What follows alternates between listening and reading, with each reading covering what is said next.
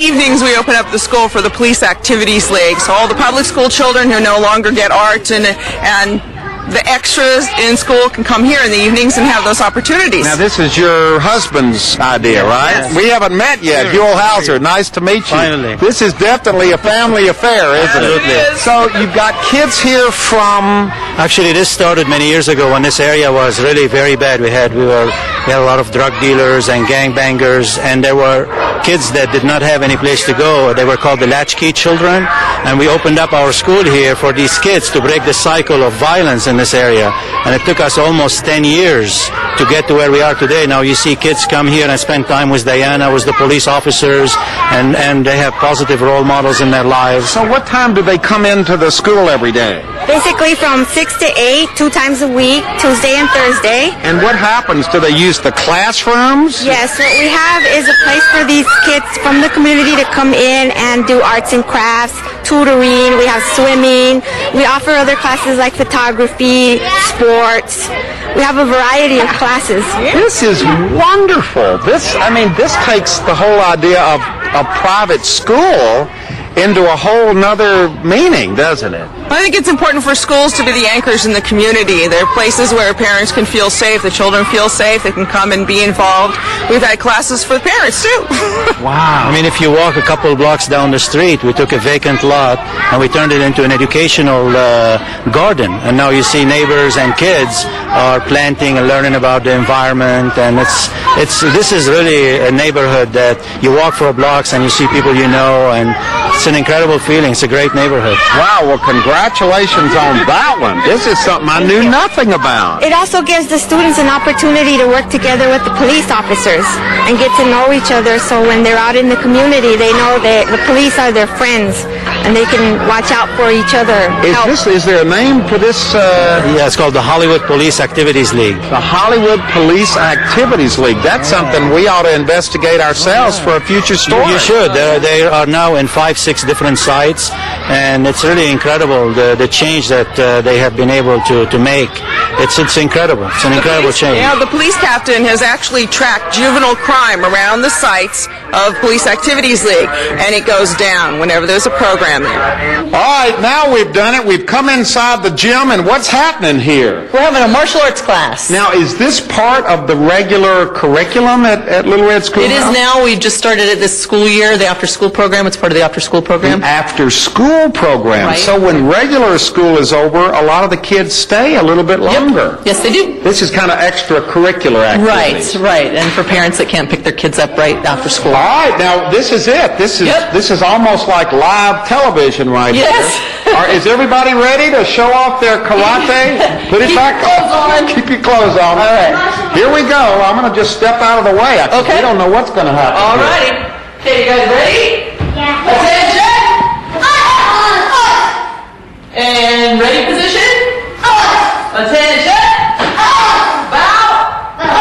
Ready. And your contact. Ready, go.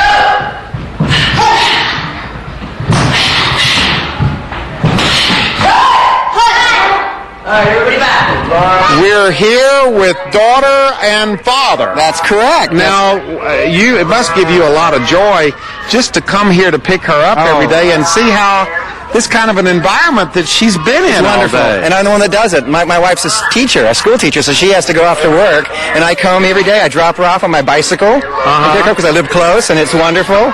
And it's such a good community, the school is, you know. Yeah. You all live close? Yeah, I do. I mean, most everybody does. I certainly do. I just live off of Melrose, so. And is this one of those deals where the parents talk to each other about this, and so they don't really have to do much recruiting to get students? No, it's good word of mouth, and then once you're here, you're involved in a lot of ways. Yeah. There's a community garden that I'm involved with. We're all volunteer to do stuff. We just had a fair at Larchmont, and there was a great fundraising fair. So at this school, they don't have to beat the bushes to get the parents involved in the day-to-day operation. It's part of going to school here. Yeah. Everybody's involved in some way. And how do you feel about her being a part part of this tradition of the Little Red Schoolhouse? Oh, I think it's great. Because, before I had her, you would drive up and down Highland, and you would see the Little Red Schoolhouse, and you wonder, wow, what's that? And now, here I am, a father, and she's here. What are we doing over here? We're trying to write words. We're working on way. Now, is this your son? Yes, it is. So, what's the deal here? This happens every afternoon after school? It's pretty much the same people here all the time. So you come to the school, and what are you kind of doing homework? Is that the deal? We're doing his homework, and if he does it really well, he gets snatched up. Right, Sam? Sam, say hey. You obviously are very happy with him being here. Yeah, I love him. And the school is amazing. Now, in what way? Well, the school's it's creative and it's artistic, and they don't just get, regular academic things here. They get all different kinds of stuff. Anything they want to do, they pretty much can get a start here. It's amazing. Yeah. Yeah, and they've been wonderful for him. Well, there's nothing better than being happy with your child's education. Well, yeah, absolutely. It's really the most important thing in the world. And the kids seem like they're all good kids, too. These are great kids. I know so many of the kids here because I was teaching some improv classes last year. And I met every grade from kindergarten to 8th, and they're amazingly happy. It's a really happy group of kids, and that's why we knew we were going to bring them here, my wife and I. It's a great community. It's a lovely community school. The families are incredible. So there's a certain sort of warmth and a nurturing quality that the school has. It's very creative and progressive, and it's got a great balance between that creative, progressive side and an academic side. So you get in a bit of both. That academically the kids are working, but that also they're in a creative environment that looks to each type of intelligence, and the teachers are great at really knowing your kid individually. Now, this is interesting. You are on the faculty now. That's right. That's right. You haven't always been on the faculty. No, I was a student here when I was a little girl. Now, what year was that? That was way back in the 1980s for me. Wow, all the way back to the 1980s. And now you're teaching. Yeah. What was it that keeps drawing you back here? Well, this was a place where I was very accepted. It's very diverse, and I like that still right now, and I see that in all my students and my classes, and so it's what keeps me coming back. It's kind of almost like a little oasis here, isn't it? Right in the middle of Hollywood, and yet it's part of Hollywood. It's not separated from it, but it's almost like a kinder, gentler place here. It is. It is. We really promote community here, and it's a big part of our lessons, and it's what makes our place special. Okay, we're ending our visit in the exact same place where we started it a couple of hours ago, but I got to tell you, we have learned firsthand that there's a lot going on beside this Little Red Schoolhouse facade out here in front. This is a busy and a very productive place. Thank you. Thank you for coming. We really appreciate having you here. Well, this has been a learning experience not only for me, but I'm sure for all of our viewers and all these people who've been driving up and down Highland all these years. Right. Congratulations Thank you very much. to you all for carrying on the tradition. Thank you. And thank you for starting it. all of this. Laying the foundation. Boy, I gotta tell you, you are a true hero. Oh, thank you. This is almost too good to believe that this is going on. This is a Hollywood treasure right here. This is just wonderful. Thank you so much for taking in that first little Chinese baby back in the 1940s. That's what started it. And from all of that has grown this wonderful part of what our city is all about. The Hollywood Little Red Schoolhouse, established 1945 and still going strong. Thank you all so much for a wonderful day and for making such a difference in so many people's lives. Thank you very much. Bye-bye.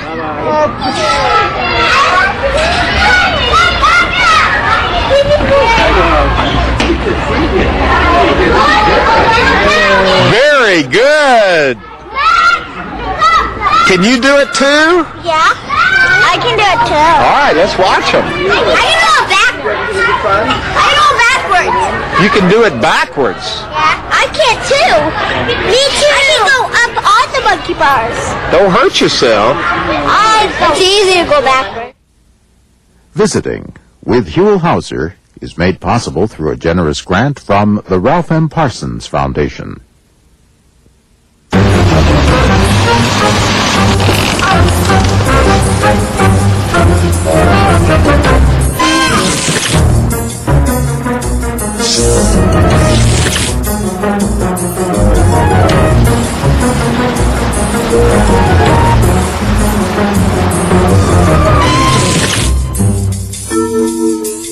Hey, buddy. Excuse me, sir. Ever hear of Navigate LA? No. How would you like to have access to maps, mailing lists, sewer connections, construction permits, neighborhood councils, and much more? Sure. Step right on in.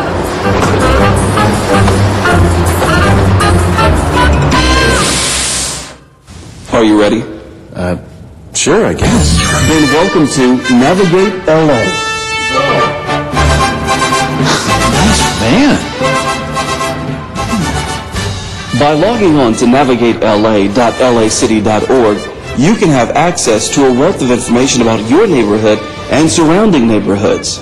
Imagine having the ability to see the construction taking place in your neighborhood.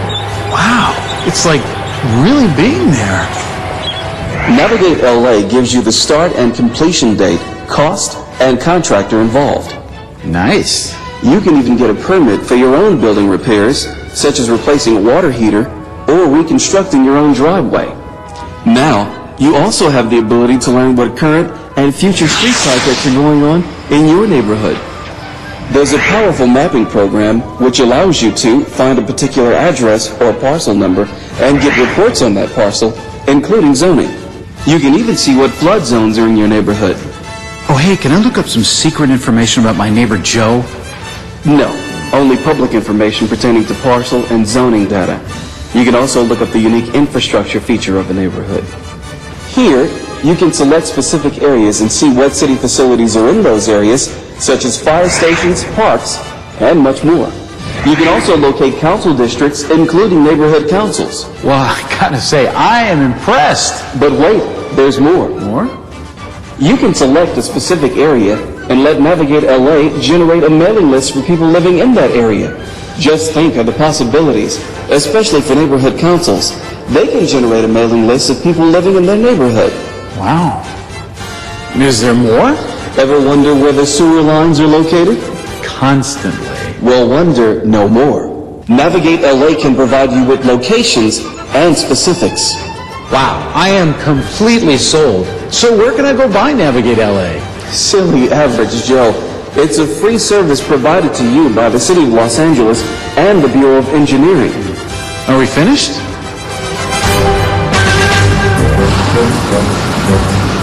For more information, log on to navigatela.lacity.org.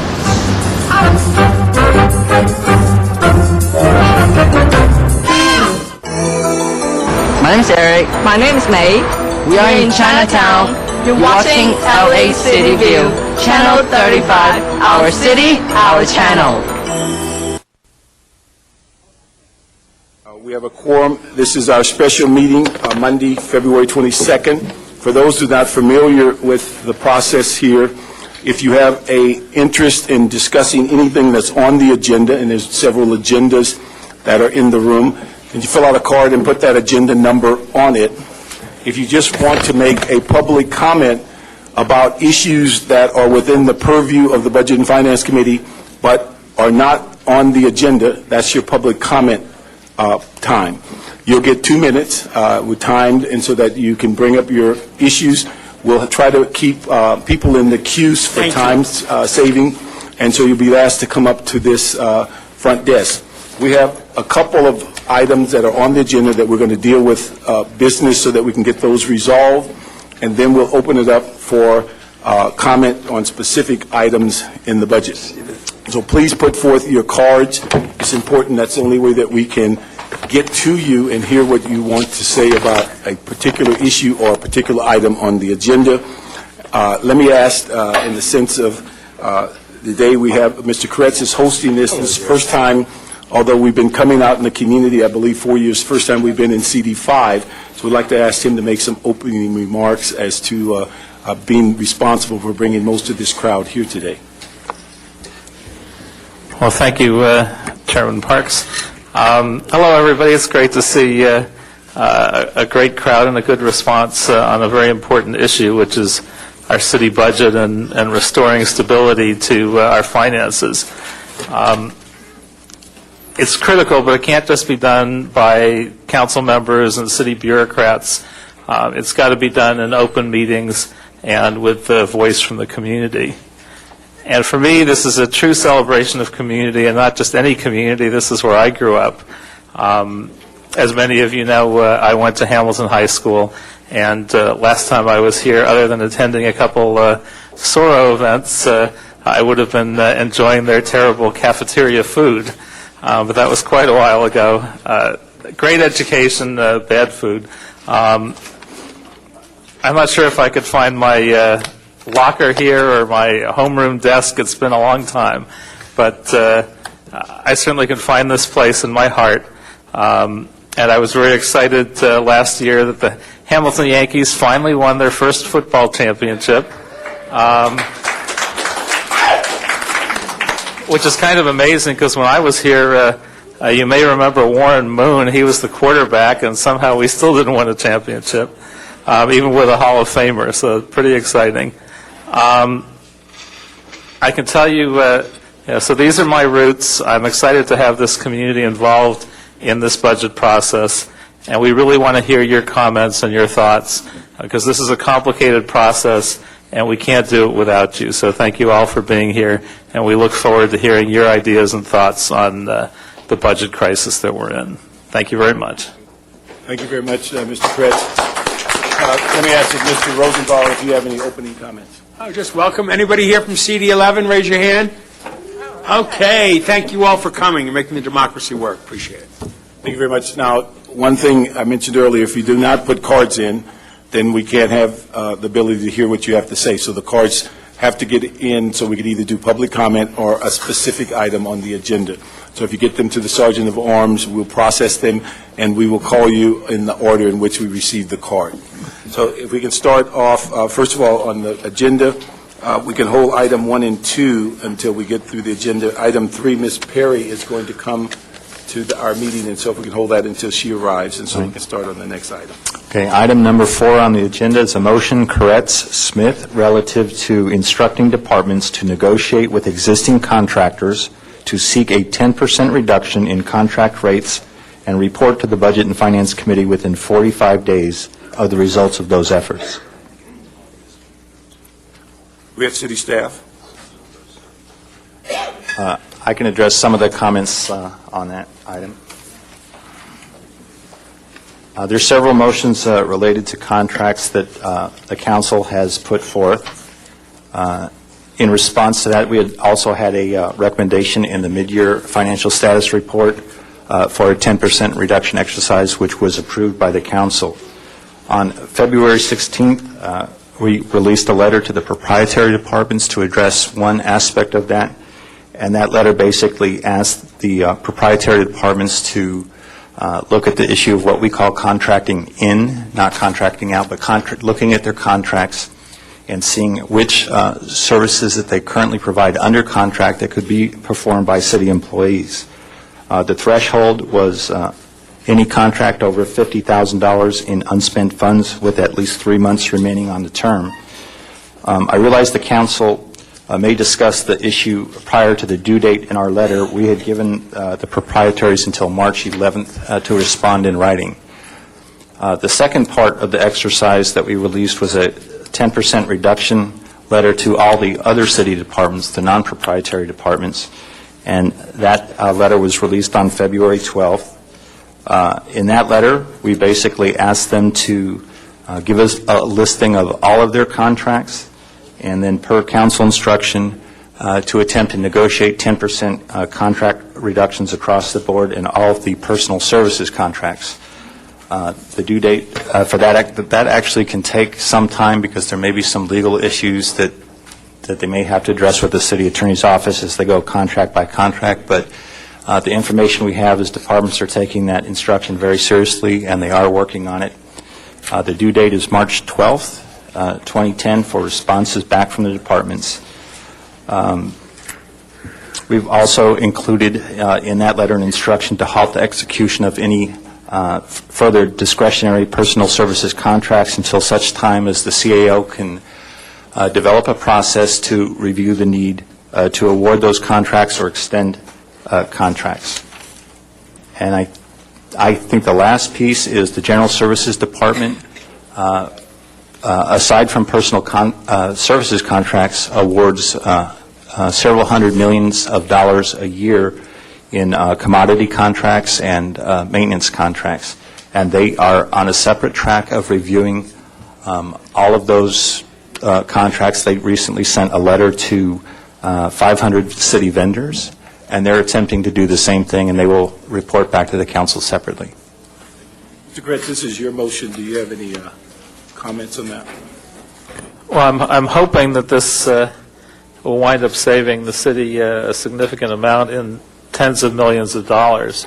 I would hope that one of the things we can do as early as possible, once we actually start the process, is try to capture a conservative dollar estimate for this and actually include it in our budgeting process, because up till now, the council has put forward a number of money-saving ideas, some of which we've started the process to implement.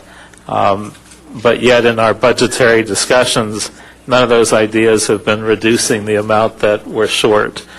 So at some point, I would hope we start to do that. So we're not saying, and this is not the exact amount, but we're $500 million short, so we need to do $200 million of layoffs. Well, hopefully if we come up with an idea like this and we figure it saves us $50 million, then we start to say, well, we're $450 million short because we haven't really captured any of the ideas that council has put forward in that budget process.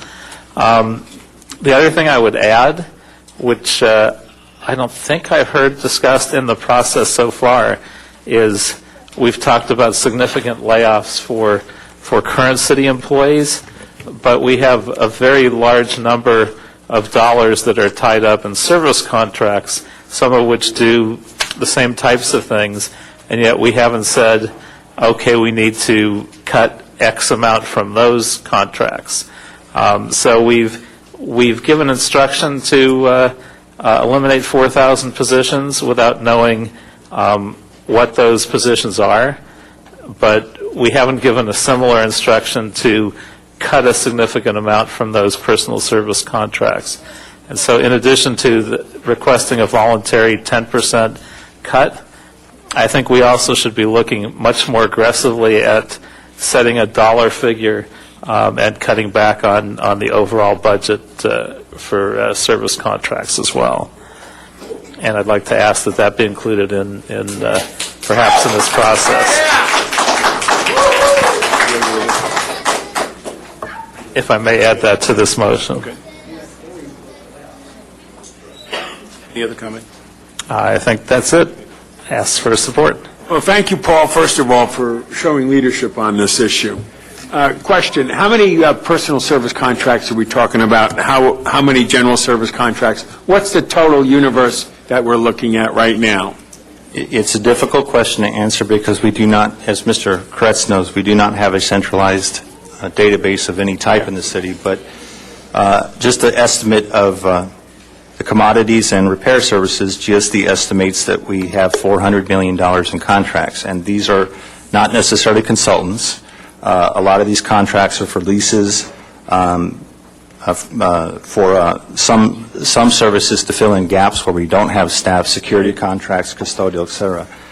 On the personal services side, in what we budget, in what we call our 3040 account, the contractual services account, I have a general fund dollar number for that.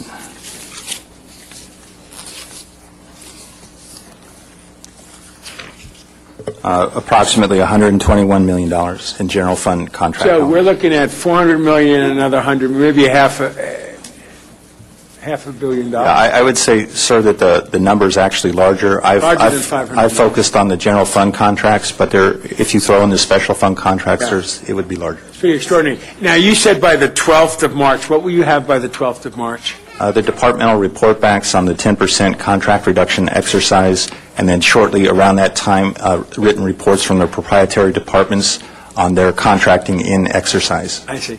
Are they finding cooperation with the vendors, or are they getting mostly resistance? Is this a personnel issue as well? We're still assessing that, and the exercise kicked off in earnest when we released these letters. They were certainly aware of the council instructions, and some had started, but I believe sometime this week is probably, I believe, Wednesday. There's a status report on this issue at council, and in the next day or two, we're going to be asking some departments what their experience is so far. Now, this would include construction contracts, too? No, we exempted construction contracts.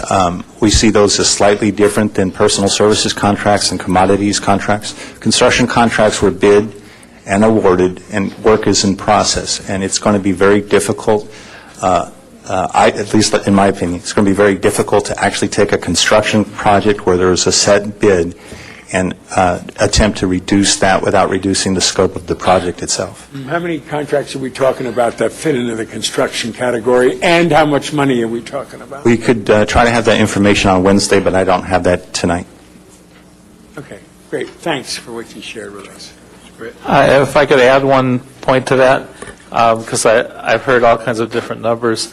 When folks testified at my Audits and Government Efficiency Committee in terms of paying bills, they said, because we were trying to calculate how much money we would save by paying bills in a more efficient process, that these contracts are around $2 billion. Now, I don't know if that's accurate or not in the aggregate, but that's part of what got my attention in terms of the 10% reduction, because I thought 10% of $2 billion, if it's really $200 million, that's a chunk of our shortfall. Right on. I don't think we'll get all of it, and some of it may be in inappropriate categories, but it still sounds like big dollars and a big opportunity. Let me just ask for clarity on the instructions that were in the financial status report dealing with recommendations 62 and 63. It asked that there be report backs, one within 45 days, and 63 they asked that it be come directly to the Budget and Finance Committee.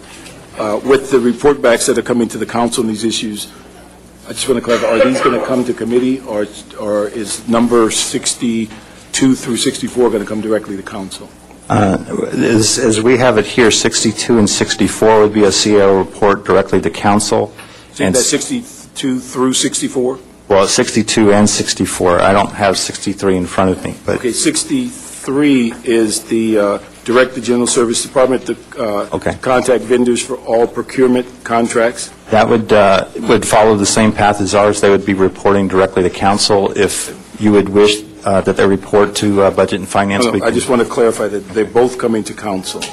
And is this what's coming next week? There's a status report on the whole issue, I believe, on the tentative agenda for Wednesday at council, but the information that we've asked for is not due until about the middle of March. Okay. Let me just ask that, colleagues, if we can note and file this report with the following directions: that Mr. Kretz comments regarding personal service contracts be added. Also that we direct that items of FSR number 62 and 63 report backs come directly to council versus to any committee.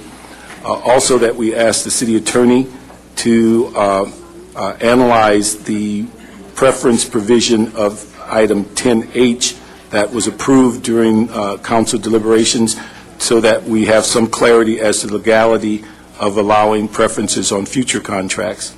Also, that we reemphasize our direction that as we develop a profile of identifying businesses that we intend to ask for this 10% rollback, that we also include the city attorney in those discussions early on, so that we are not only looking at it legally, but also under their advice on two issues. One, as to the ask for rollback on dollars, and also whether there's an ability legally to extend contracts as part of that negotiation. So we will note and file this item number 4 with those directions. Mr. Chair, I think you're missing. You do have one card. I'm sorry. One card. Sorry. We haven't voted yet. Azir Nasad, City of LA DOT, on item number 4. Right here. Mr. Chair, I think you may have missed an item that I wanted to add to that motion, that we also give direction to explore the overall contracts and whether there are reductions that we could be making in those, similar to the layoffs that we've engaged in so far. So we'll add that direction also. Yes, ma'am.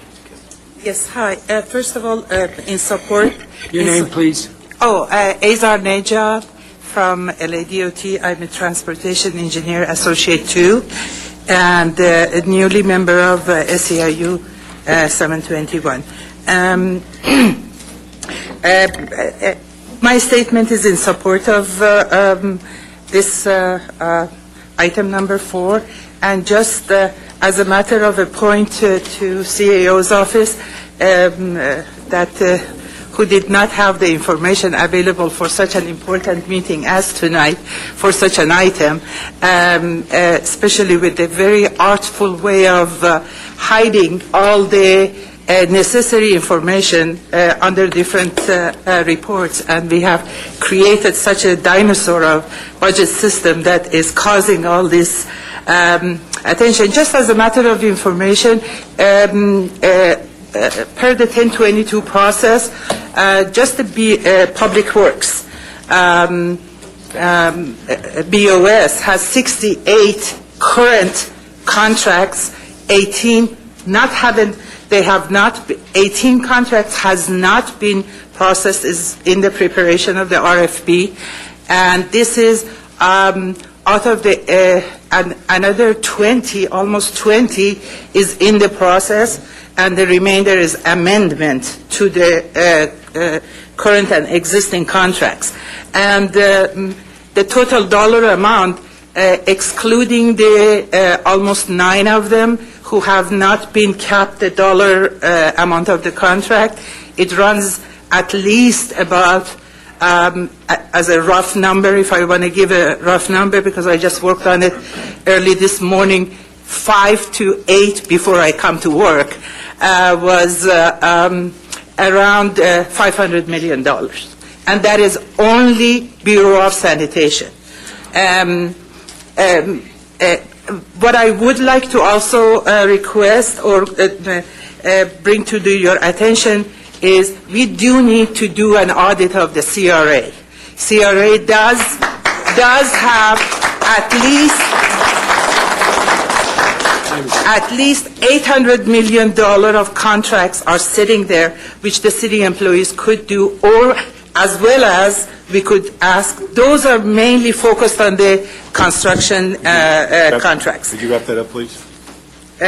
I'm sorry? Could you wrap up your comments? Yes. Okay. So therefore, before Ms. Jan Perry, in support of Live LA and all the whining and dining with AEG, comes up with... Let me just say this. For those in the audience, we understand that there are a lot of people here to speak. All you do is slow down the process and you detract from the speaker.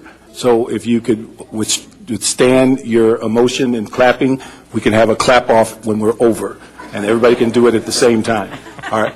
So I'm just going to give you one more sentence so we can get moving. Yes. In continuation with my statement, I would have appreciated Ms. Perry. She'll be here shortly, ma'am. Right. I would have loved... Do you have a statement to leave with us? Yes, I do. Okay. Why don't you give that to us, because you're well over your time. Thank you. Thank you. I'll come back. All right. Thank you. Okay. On item number 4, we'll move that a note and file with the several recommendations and directions. Next item. Item number 5 is a motion, Gruel Zine, relative to the Office of Finance to report in 60 days on the process of implementing a delinquent city business taxpayer list program for the City of Los Angeles. And there is a representative from the Office of Finance to speak on this issue. What did you say? Jeff's coming. Okay.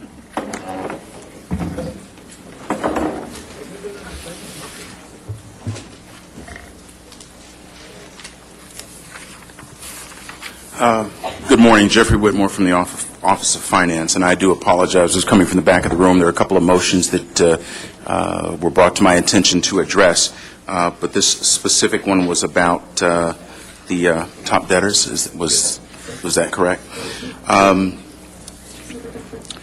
There was a motion that asked the Office of Finance to look into and address the implementation of such a process.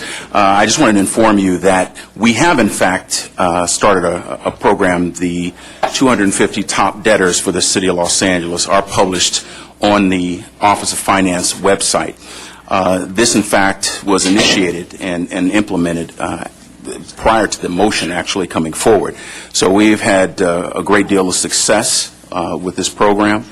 To date, we have 167 delinquent taxpayers published on the webpage, and to date, we've collected in excess of $4 million from this effort. How big is the list? It's 167. What does it come up to aggregate money-wise? Approximately $141 million is the value.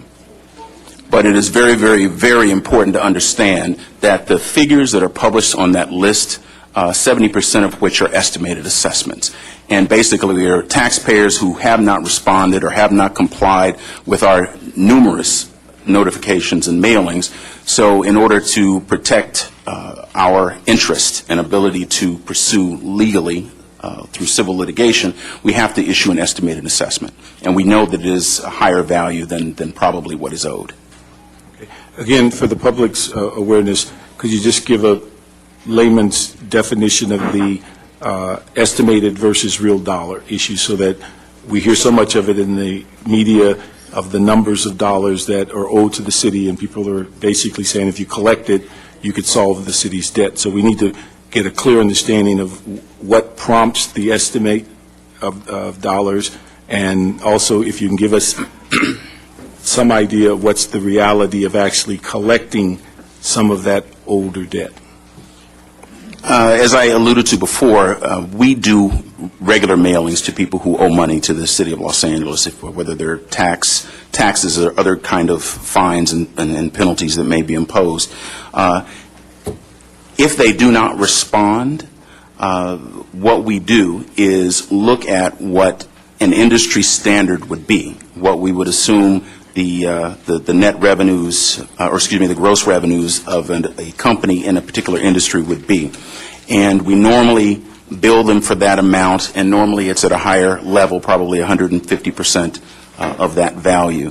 So it's twofold. It's to get their attention, most certainly, but we want to make sure that we are ensuring that we're protecting what may be owed to the city at the highest level. We don't want to underestimate. Let me ask you one other thing, is that could you also explain the process of debt collection in the city as it relates to how your department gets involved, where do the outside vendors and debt collectors come in, what's the role of departments in collecting this debt?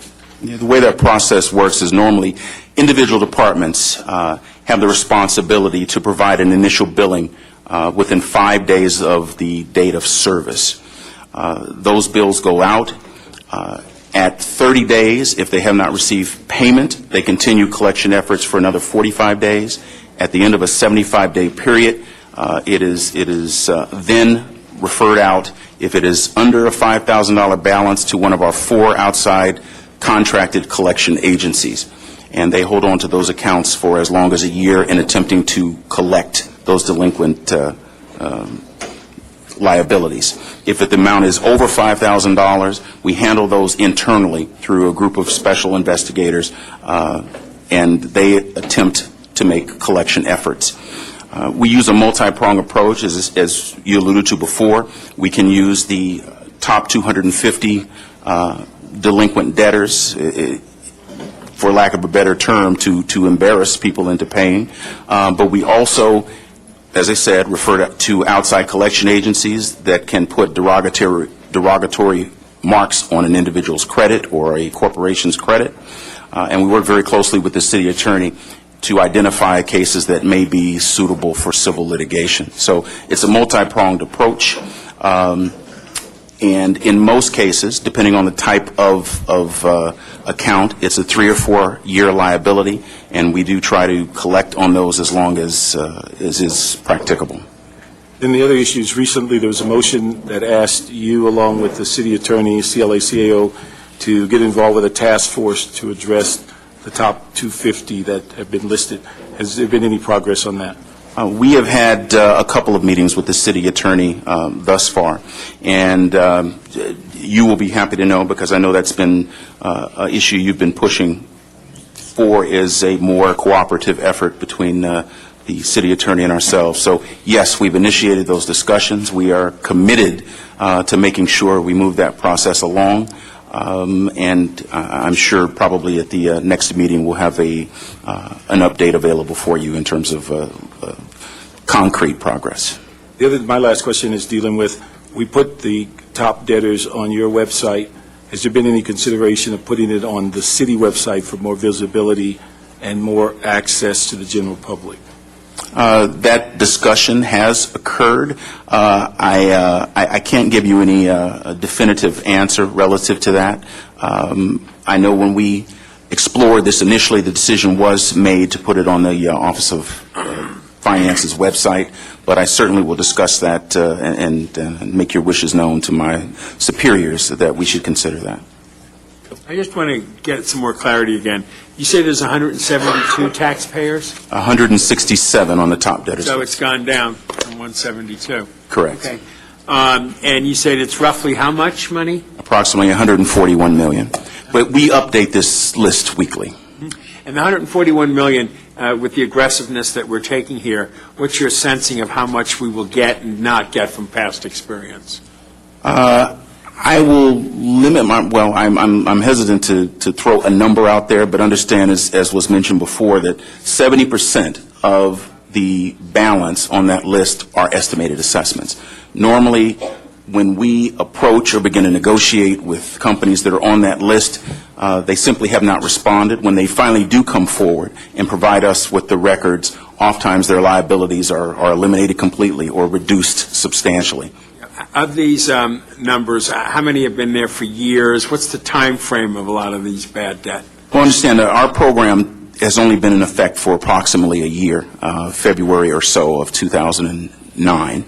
So as indicated, we've collected $4 million in that time frame.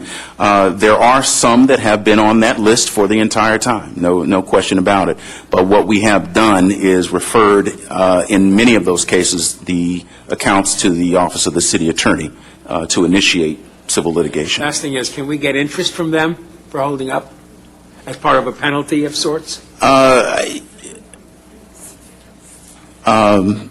Normally what happens in that process, is it possible? I'm certain that probably is possible. But once those go into negotiations, I'm venturing to guess that that's usually not the case. Yes, since I know some of that collection comes on the embarrassment factor, can we do a little bit more PR to embarrass them more publicly? We have Channel 35. I see character generators putting on various kinds of information. Can we put on the top 100 debtors and roll them a few times every day so their friends all see it and embarrass them? And can we do monthly press releases with the current list and send it to the LA Times and the Daily News? And I suspect they would print it and just embarrass the heck out of these people. Most of them are not making their payments because they think they can get away with it. And I think that kind of peer pressure, but going further than we do, would move us in the right direction? To answer your question quite simply, probably yes. The idea of working with Channel 35 to publicize that has not been discussed, but is it doable? Probably. And it is public information, so in terms of how it can be released, it as I said, is public information. So, again, something we can explore. I would ask you to do that. I don't know if we need a formal motion. If you'll take that up and explore that, that should be adequate. Let me see, we have 2 cards. We're going to give some direction after the 2 cards. Jay Handel and Arzer Naja. This issue is dealing with item number 5.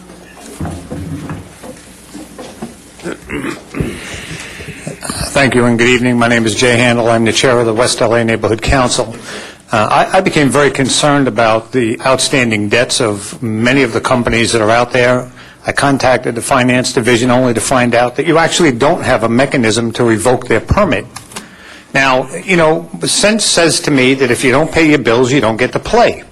So the question number 1 is, and I ask this so that you can ask your staff, how many of these top 160 some odd people that you have outstanding have contracts to do business or operate city properties? And if there are any, why are they still having a contract? That's question number 1. We're firing people, we're laying off people, we're cutting back services, but we're letting scofflaws continue to operate in our city.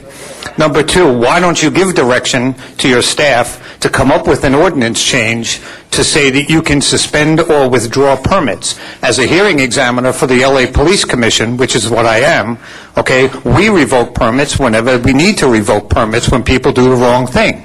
Okay, you have people that owe this city money, now are not paying their taxes, are not filing their taxes, and you want to embarrass them. I want to shut them down. I want them stopped until they pay their bill. And I think that's something that this council starts to need. They really need to take full charge of what's happening with the finances of this city, and that would go a long way towards showing these scofflaws they cannot operate for free in this city, level the playing field, and make sure everybody has a business permit, everybody files their taxes, and everybody pays their taxes on time, or they get their permit revoked. Thank you. Backed up. I'll make that as a motion. Mr. Handel?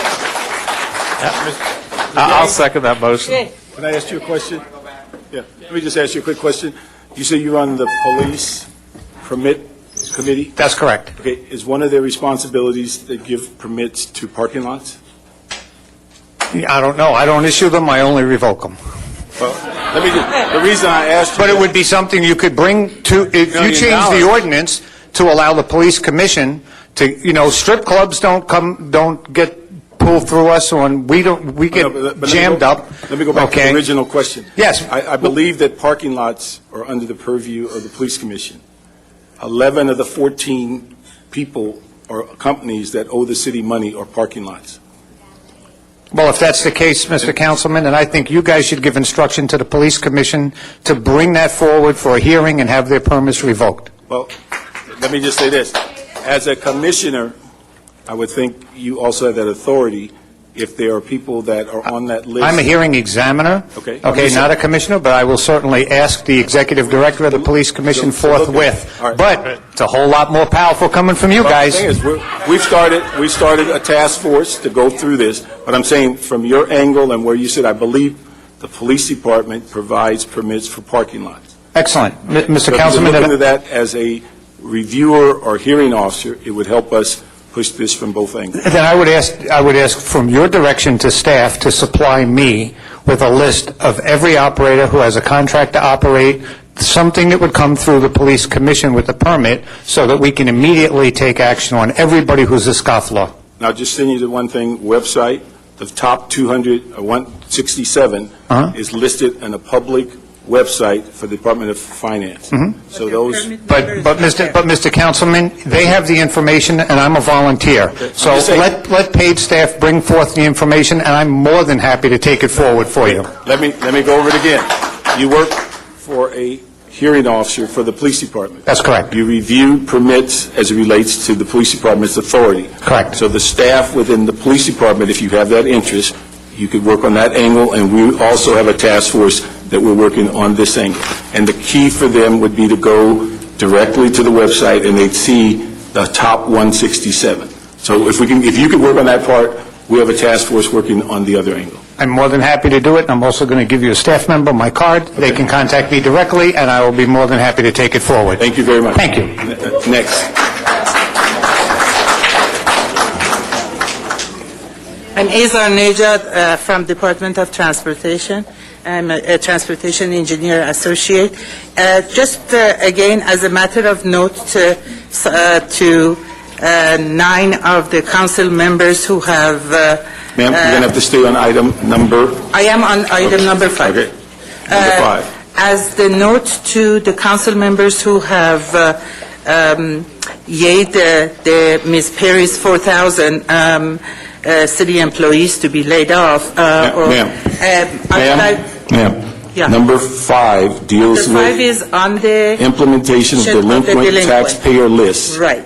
Before doing that, before that yaying, those 9 members should have paid attention and at least read Ms. Gruhl's website that in month of July, 4 million, July of 2009, 4 million was collected out of the 172 million.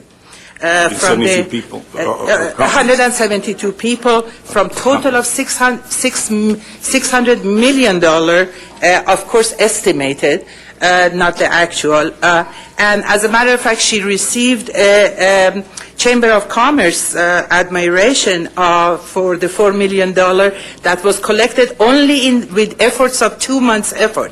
But since July of 2009, again, we sat on it. Our collection system is, again, a dinosaur system. If we don't have the competency of collecting this $600 million or whatever the actual number is, and not the padded one, one of the tools would be, Mr. Mayor has a very good tool of LA Times, putting 4,000 city employees to be laid off. He could use that vehicle to, if it is the issue of embarrassment, all these companies, they have changed names.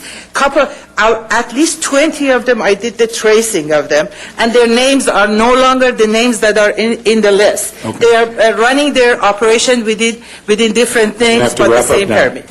So therefore, I would appreciate, before acting on any layoff, please do show competence on collecting this 167 or whatever million dollars we are talking about, and before going into privatization.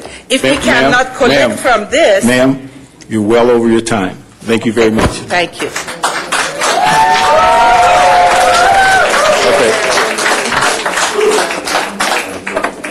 Let me ask Department of Finance, do you have any comments before we move this issue? Just to touch upon some of the comments that were made very quickly. The first gentleman that spoke, he talked a little bit about taking action. We have been working with the Commission Investigation Division and the Police Permit Review Panel for some time. We have referred a number of cases. We revoked the permit of 1 parking lot operator, suspended 2 others, and as a result of referring those for review to the panel, we resolved the liabilities with 3 other firms. So we continue to do that on a regular basis. We do work with all the processes and means available to do that. Also, as I mentioned, with the Commission Investigation Division of the LA Police Department, who oversee the permitting process.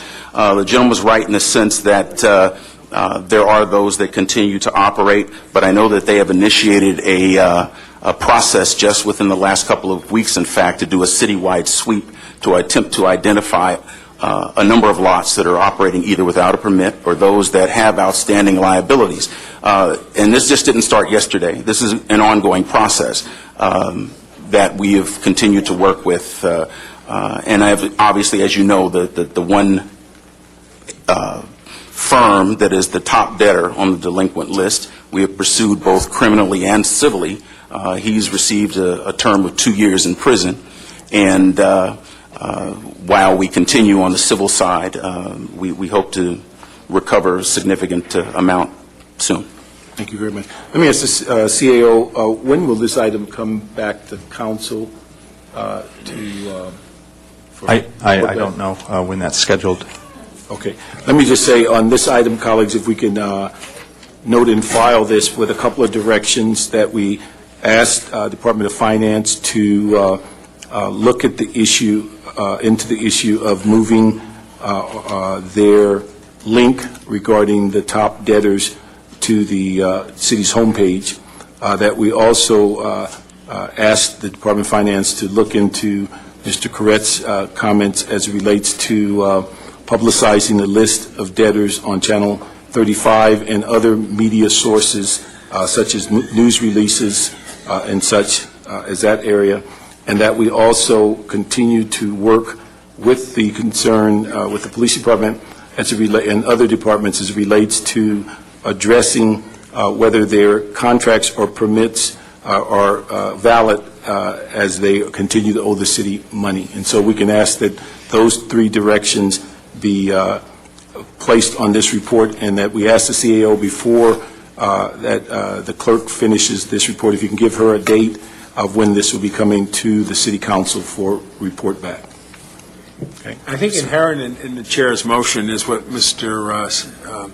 J. Handel said, which I'd like to put in the form of a motion, which is anybody that has a permit, has a contract, and has been delinquent, that we pull that contract or that permit, and that's part of the punitive action, but put some teeth into it and be able to get them to be more aggressive. Because the last thing we want to do is lay off a single city employee. We have to do everything else first, and hopefully we don't have to. Okay? So I want to put Jay's into a form of a motion. Maybe he can help us with it. Well, Mr. Correct? I'll second that, of course.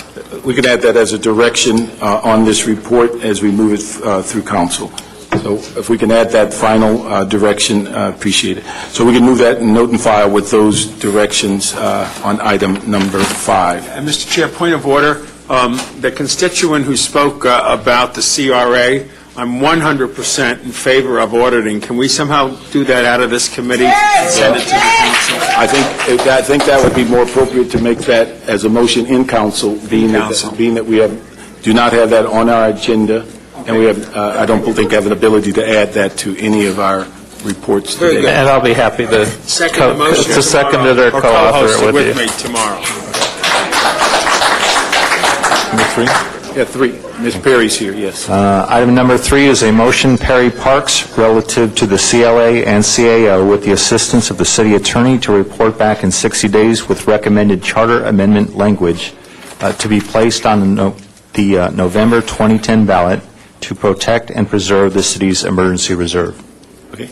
Ms. Perry.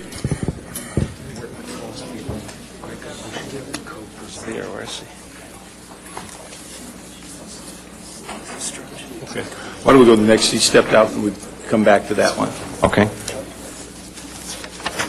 We'll move to item number 6 on the agenda, which is a motion, Zine Garcetti, relative to an instruction that all city departments examine their remaining budgeted travel expenses for this fiscal year and provide the CAO with a prioritized list of all essential travel with justifications as to why that travel is necessary, and the CAO to report to the council in 30 days with the prioritized list of the remaining budgeted and non-budgeted travel expenses planned by all city departments for the remainder of this fiscal year. Okay. Let me just ask that we have one public comment. Just remind the public, if you want to speak on any issues, and we have about 3 issues left after this one, you have to fill out a card. Our public comment has passed, so we will not have public comment in general, but you can fill out a card on any of the specific items on the agenda. Ms. Azar Najir, would you come up on item number 6, and then we'll bring the staff up.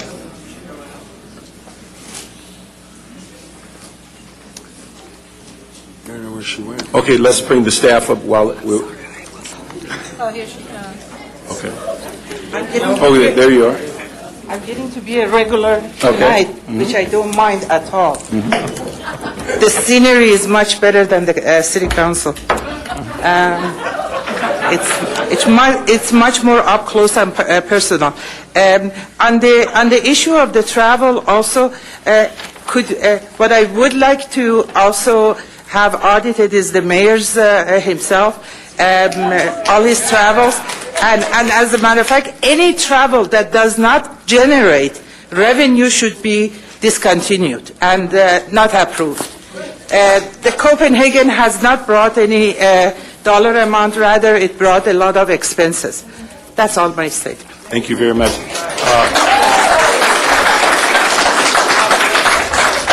Colleagues, on this item, we also have a letter from co-signed by Ms. Perry and Mr. Zine regarding this issue, and so hopefully everyone has that as part of the file.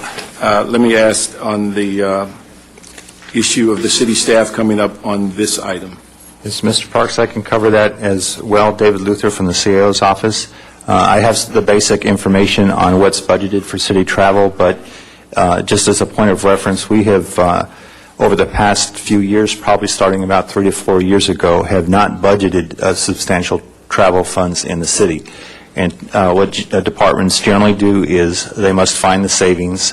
That we essentially approve the travel list without funds. They must find the savings internally and then fund their own travel. But just for the particulars, this year we have $1.3 million budgeted citywide for travel. Again, in the scope of the city budget, this is a very small amount. 71% of the funds that are budgeted for travel are budgeted in 2 departments, general services and police.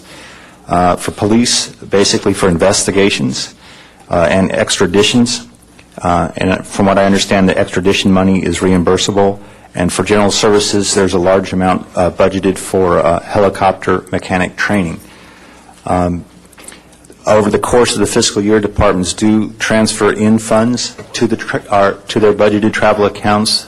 Our current figures show that $418,000 was transferred in for a total revised budget of $1.8 million.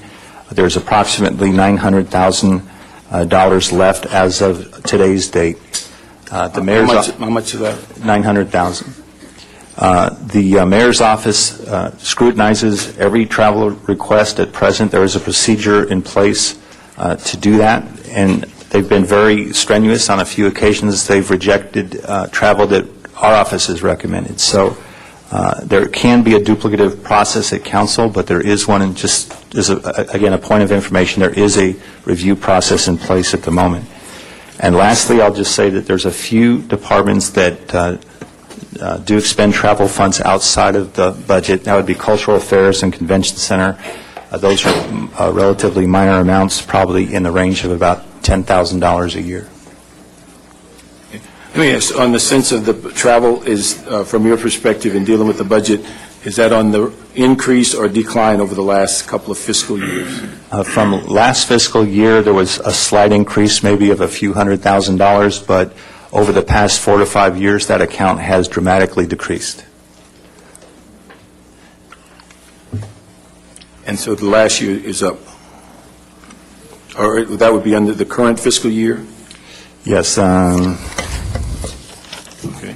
And then can you give the overview to the public as to what, you mentioned that primarily the police and general services, is there any other type of travel that would be worthy of note? The big ones, again, are those police and general services department. Finance department has a comparatively sizable amount for taxpayer audits, travel related to taxpayer audits, and the personnel department has again, a relatively large budget for occupational health training, recruitment, and conferences on such things as ergonomics. Okay. And then also, if these travels are with grant funds, are they counted in this total, or are they paid by the grant? Of the $1.3 million budgeted, 1.2 of that is general funds. The grant funds, or the special funds that you're talking about, probably would be primarily the Cultural Affairs Department. Okay, but is that part of the 1.3? No, that would be in addition to that.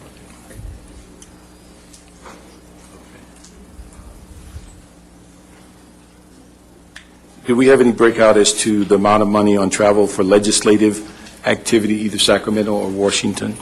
I do not. I have office budgets for the mayor and the council, but I don't have a breakdown of exactly how that is budgeted or expended. Bill? No questions.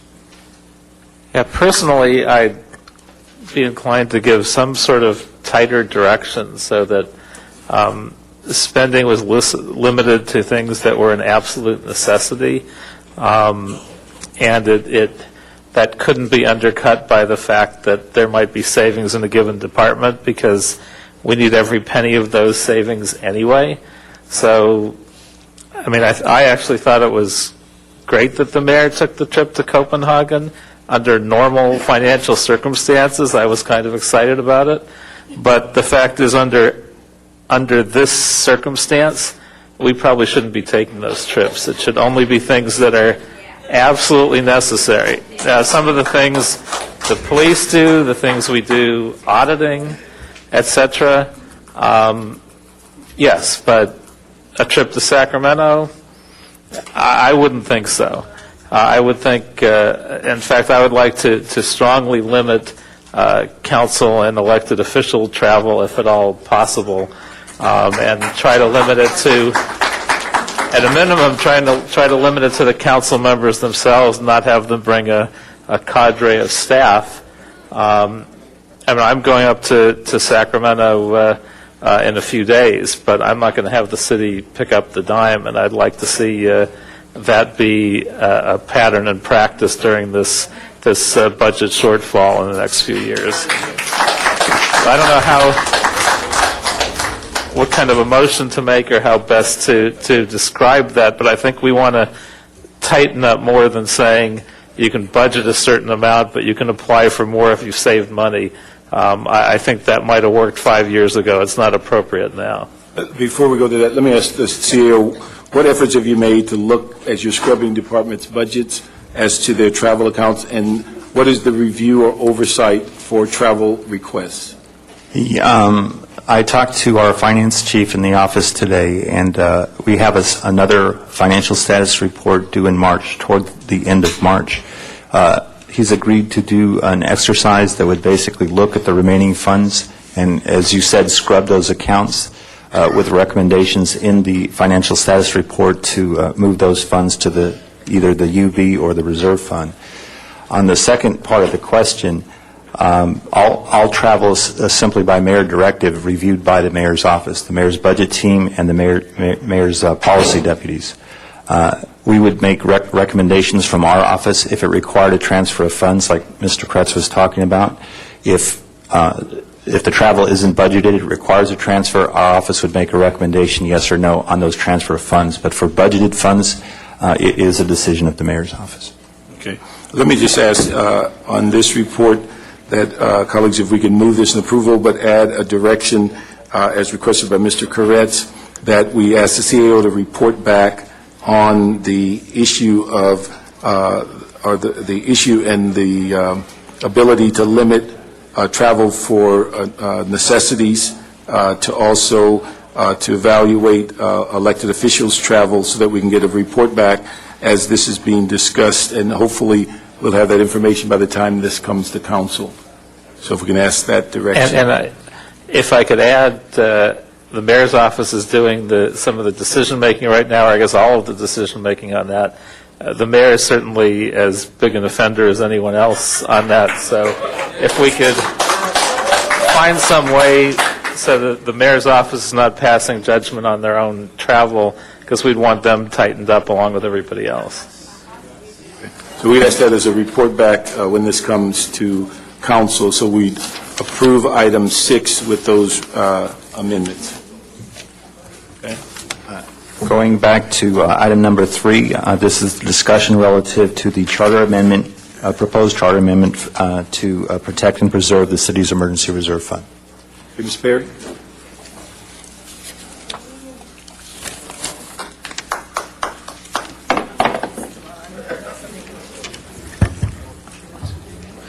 Thank you much, Mr. Chair, and thanks for giving me a moment to speak to you about the motion that I introduced on February the 2nd that you seconded.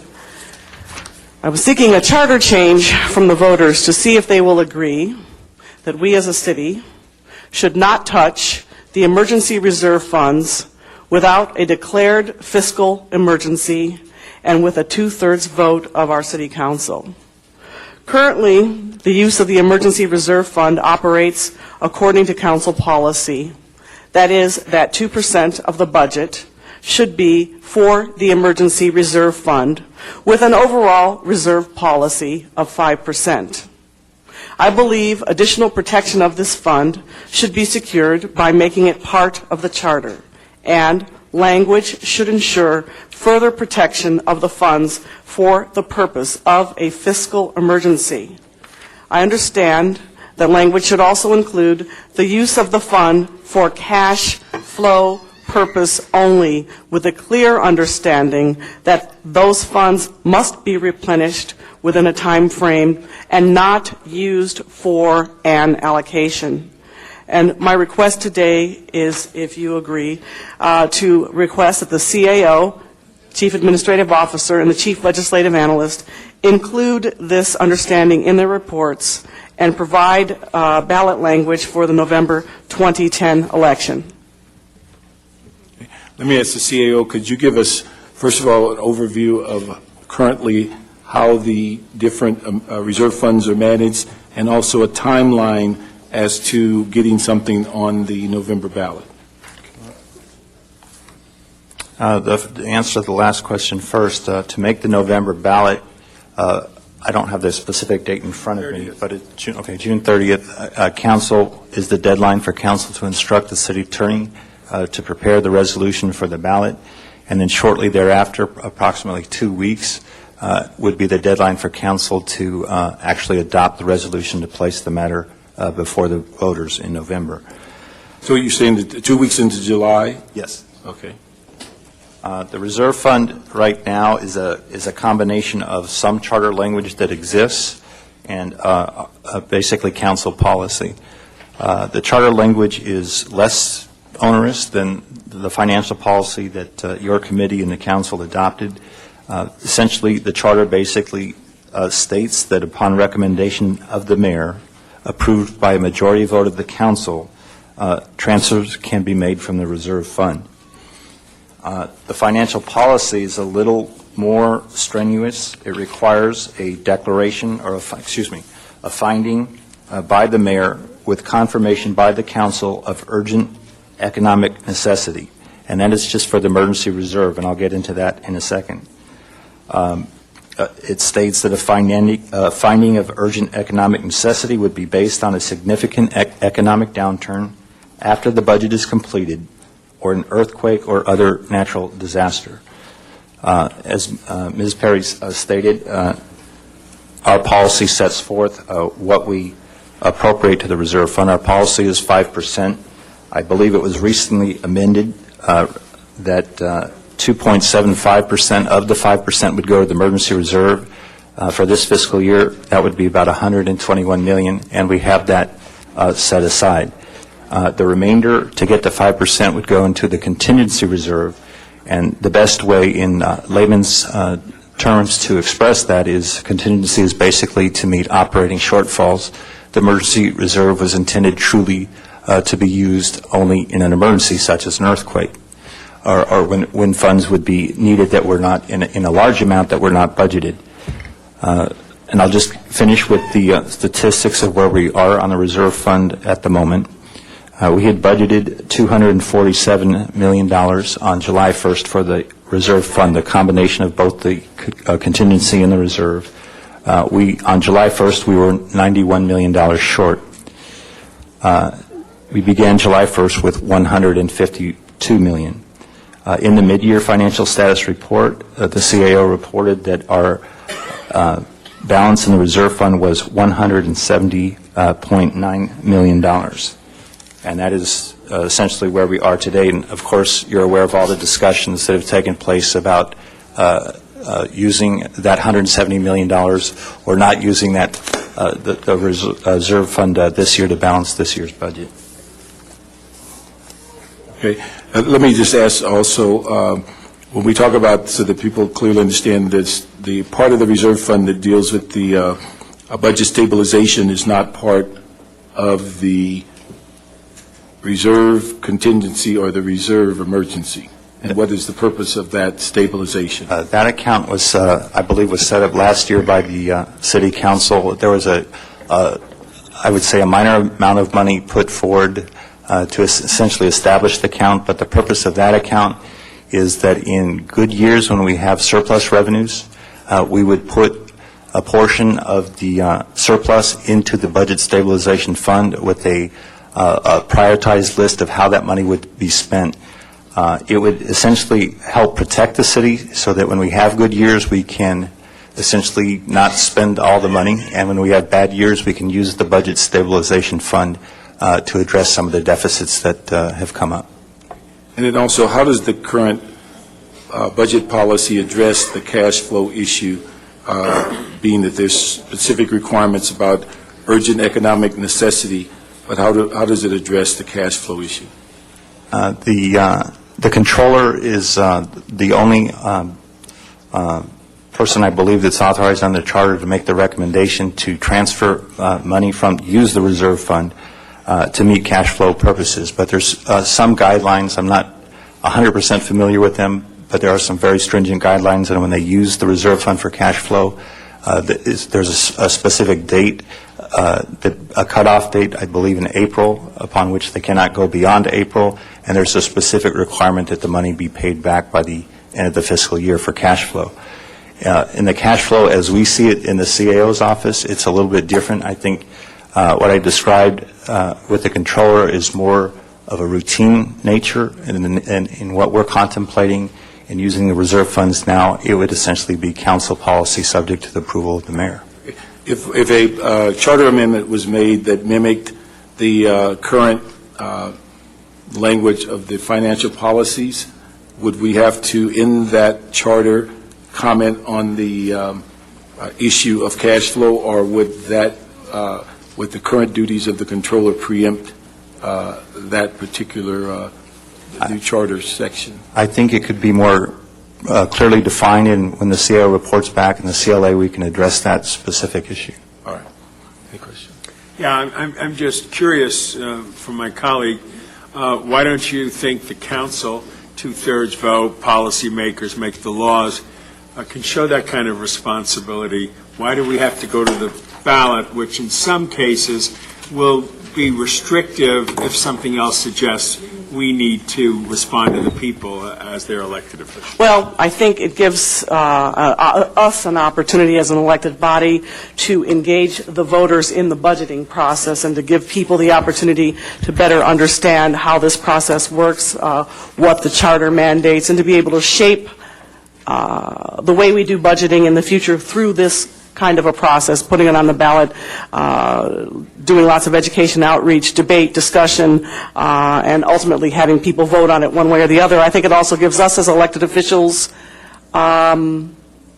solid ground on whether we will prevail or not on this issue, and I think we need to know from people whether this is something that they would embrace, and I'm not sure that we can do that anecdotally. I think this is such a critical issue because it prevents a backstop or boxes in money so that if we should ever be in the situation that we are in now, we know that we have an inherent protection that the voters mandated that we have to preserve, no matter what. What would you put in that? How much money?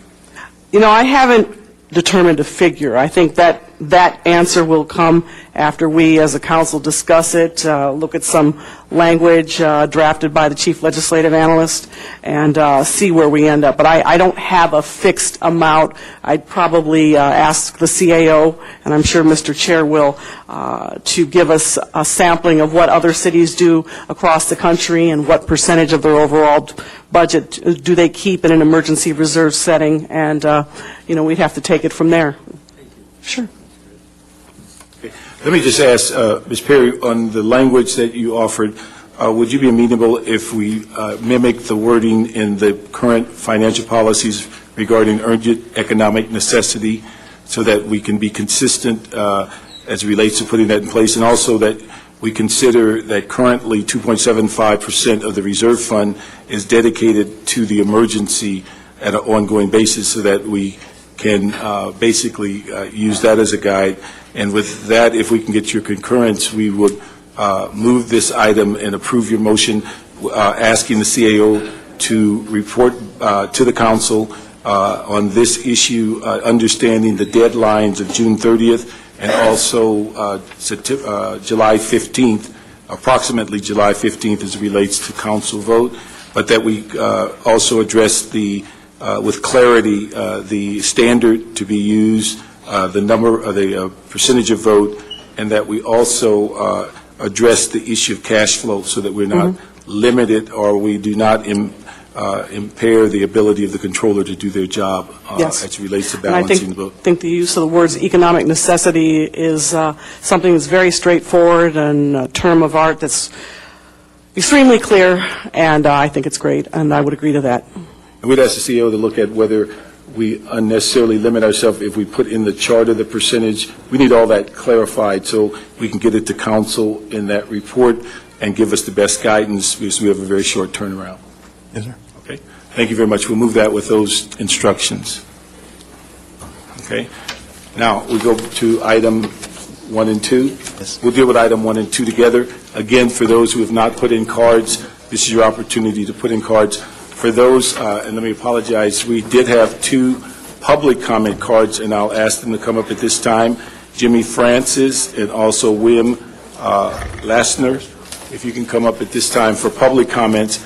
Public comments are distinguished from the previous comments in that they can discuss anything for 2 minutes that's within the purview of this committee, but is not on the agenda.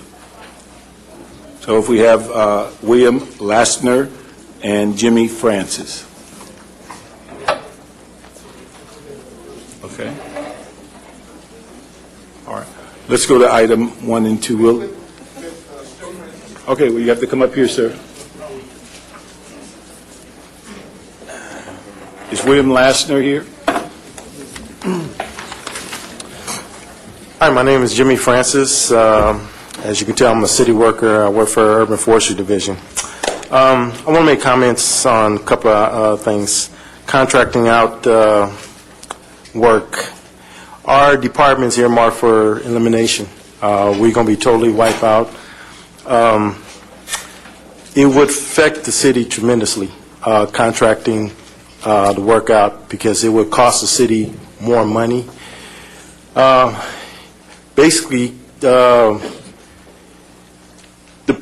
citizen would be hardship for them because you would charge them for cutting trees.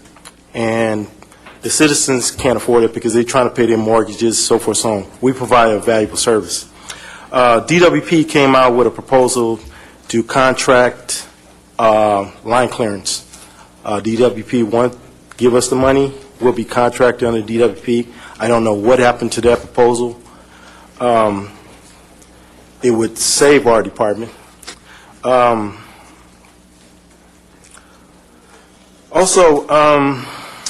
want to say that I'd like to ask what happened to the $400 million that's owed to the city, because it seemed like you guys strayed away from that proposal, because all of a sudden it's like you came down hard with the 4,000 layoffs instead of going after the $400 million that was presented to you guys to go get. And also the ERIP. We proposed this way back June 30th, the early retirement. It seemed like that's been kind of like been dragging. 2,400 workers, city workers, wants to retire, additional 400. That's coming off the general fund. That would help the general fund. I don't know what happened to that. Make sure you got to wrap it up. But I just want to say that's basically it. But the citizens need to know that you will be charged for city services once the 4,000 layoffs would occur. Okay. And I think it's a hardship that you cannot burden on your families. Thank you. Thank you very much. Let me just, for the general public, so you're fully aware, is that the $400 million that people are talking about are the issues that were dealt with in a prior item in which the city staff reflected that $400 million, about 70% of it is basically estimated, which is 150% of value, and there are a variety of efforts from task forces and such to look at those dollars owed, and as we spoke today, even to the point of considering whether people should still maintain their permits. The other issue, just for clarity for those that are watching on Channel 35 who monitors council action, the early retirement program is in full swing. The normal retirements for the city and civilian employees is roughly $500 per year. The cities, the retirement system will process roughly $500 per month until they resolve this. All of the general fund positions that can leave on early retirement will be completed by the first week of March, and then they'll concentrate on proprietary departments, special fund positions, which will also open up positions for city employees to move into if they're still available. And so these are things that, just for clarity, exactly what's going on. And if you notice, on City Council, we're meeting 5 days a week. Many of these items will be coming back to report back specifically to Council so they do not get lost in committee. And we will be dealing and addressing with a variety of things, from early retirement to the budget cuts to dealing with operational plans. And so if you monitor that or go through lacity.org, you can see what's on the agenda on a daily basis. And so you can follow these discussions. And if you have a sleepless night, you can turn on Channel 35 and look at it in the evening or on the weekend. So you can get the clarity of what is going on so you can have as accurate information as possible. And so if we can, Mr. Lassner is not here, we'll put his card in on the record, and so we can start item 1 and 2, and we'd ask Mr. Santana to come up, the CAO, to the table, Mr. Jerry Miller to come up. And we'd like, first of all, as you come up, before you start your formal comments, if you can just give the public a quick overview of what your job entails and how it differs from each other as it relates to dealing with the subject as to the city's budget and preparation and our monitoring of our financial allocation. So, Mr. Santana, if you could start off. And again, for those who would like to speak on item 1 and 2, we'd ask you to bring cards in, because after they finish their presentation, if we have no public comment, this is not an action item. We will not be voting on anything. They're merely informing you and the general public as to the condition of the city's budget. If there are no cards on this issue, then we'll be adjourning the meeting right after their presentation. Good evening. Miguel Santana, City Administrative Officer. My office is one of the only offices in the city that reports both to the mayor and to the city council. We are responsible for providing recommendations and updates on the city's fiscal situation. We do so through quarterly reports that we provide to the council. We also work with the mayor in producing the annual budget, which is submitted no later than April 20th. Our office is also responsible for all labor negotiations, as well as overseeing risk management. Good evening. Jerry Miller, Chief Legislative Analyst. Just in general, in broad strokes, my office and I report to all 15 council members, and we're responsible for the policy and fiscal analysis for the City Council, state and federal legislative positions, and budgeting, specifically with regard to the budget. And we're going to get into some specifics on this and how this year differs. But typically, the mayor releases his budget by charter on April 20th of each year, and it then comes to the council, and my staff and I then take the budget that the mayor has prepared, and within about a week's period of time, put together key issues that this committee needs to be concerned with. And then the Budget Committee holds a series of hearings over a number of days, and then will pass its budget by mid-May. So our responsibility is to work with the City Council members to make sure that their priorities are addressed in the budget. Mr. Santana, could you start off giving us an overview status on 09-10 budget, and also the as we get prepared for 10-11, what are some of the major issues and projections that you can share with the public? Certainly. We began this year with a $300 million problem. that within the course of, mid-August became a $400 million problem. We spent, through the direction of your council as well as the mayor, much of the summer and the fall working with our partners in labor to identify solutions to that problem. Collectively, we were able to identify and approve over $300 million worth of solutions. Those solutions are in part created by concessions that our partners in labor were able to approve by their members, including members of the coalition. We reduced overtime for police officers. We changed our staffing for firefighters, and a series of other concessions which provided a major solution to this year's fiscal problem. If our problem was only on the expenditure side, we would basically have reduced our deficit from $400 million down to $20 million. Unfortunately, our problem is now, for this fiscal year, on the expenditure side of the house. Our expenditure problem, we began to notice early in the fiscal year. We saw all revenue beginning to slide, and in particular in December, we saw a very dramatic drop in most of our dozen or 24 or so revenue sources. We've seen consecutive drops in our revenue for 4 consecutive quarters at a double-digit level. We have not seen that level of decline since the Great Depression. So on the revenue side, we are now projecting to have a $185 million problem. When combined with the expenditure side that I mentioned earlier, our problem is well over $200 million. Part of the strategy that we engage in this year in the budget and throughout the year is to ensure that we have a healthy reserve. Our reserve has hit the 5% mark that was discussed earlier by Councilwoman Perry. It did so in the early part of the last decade and again this year. It's a good thing we did that, because in order to end the year in the black, we will have to rely on our reserve significantly. A few weeks ago, your council moved forward on a plan that called for the elimination of 1,000 positions. Part of that plan included working as aggressively as possible to move people from the general fund positions to proprietaries and special funds, during which time our office has been working closely with the personnel office to see the transfer as many people as possible. We've been able to successfully transfer nearly 200 positions.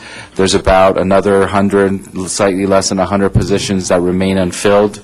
And those transfers will continue. Unfortunately, we're not seeing the number of positions available in the proprietaries as we had hoped.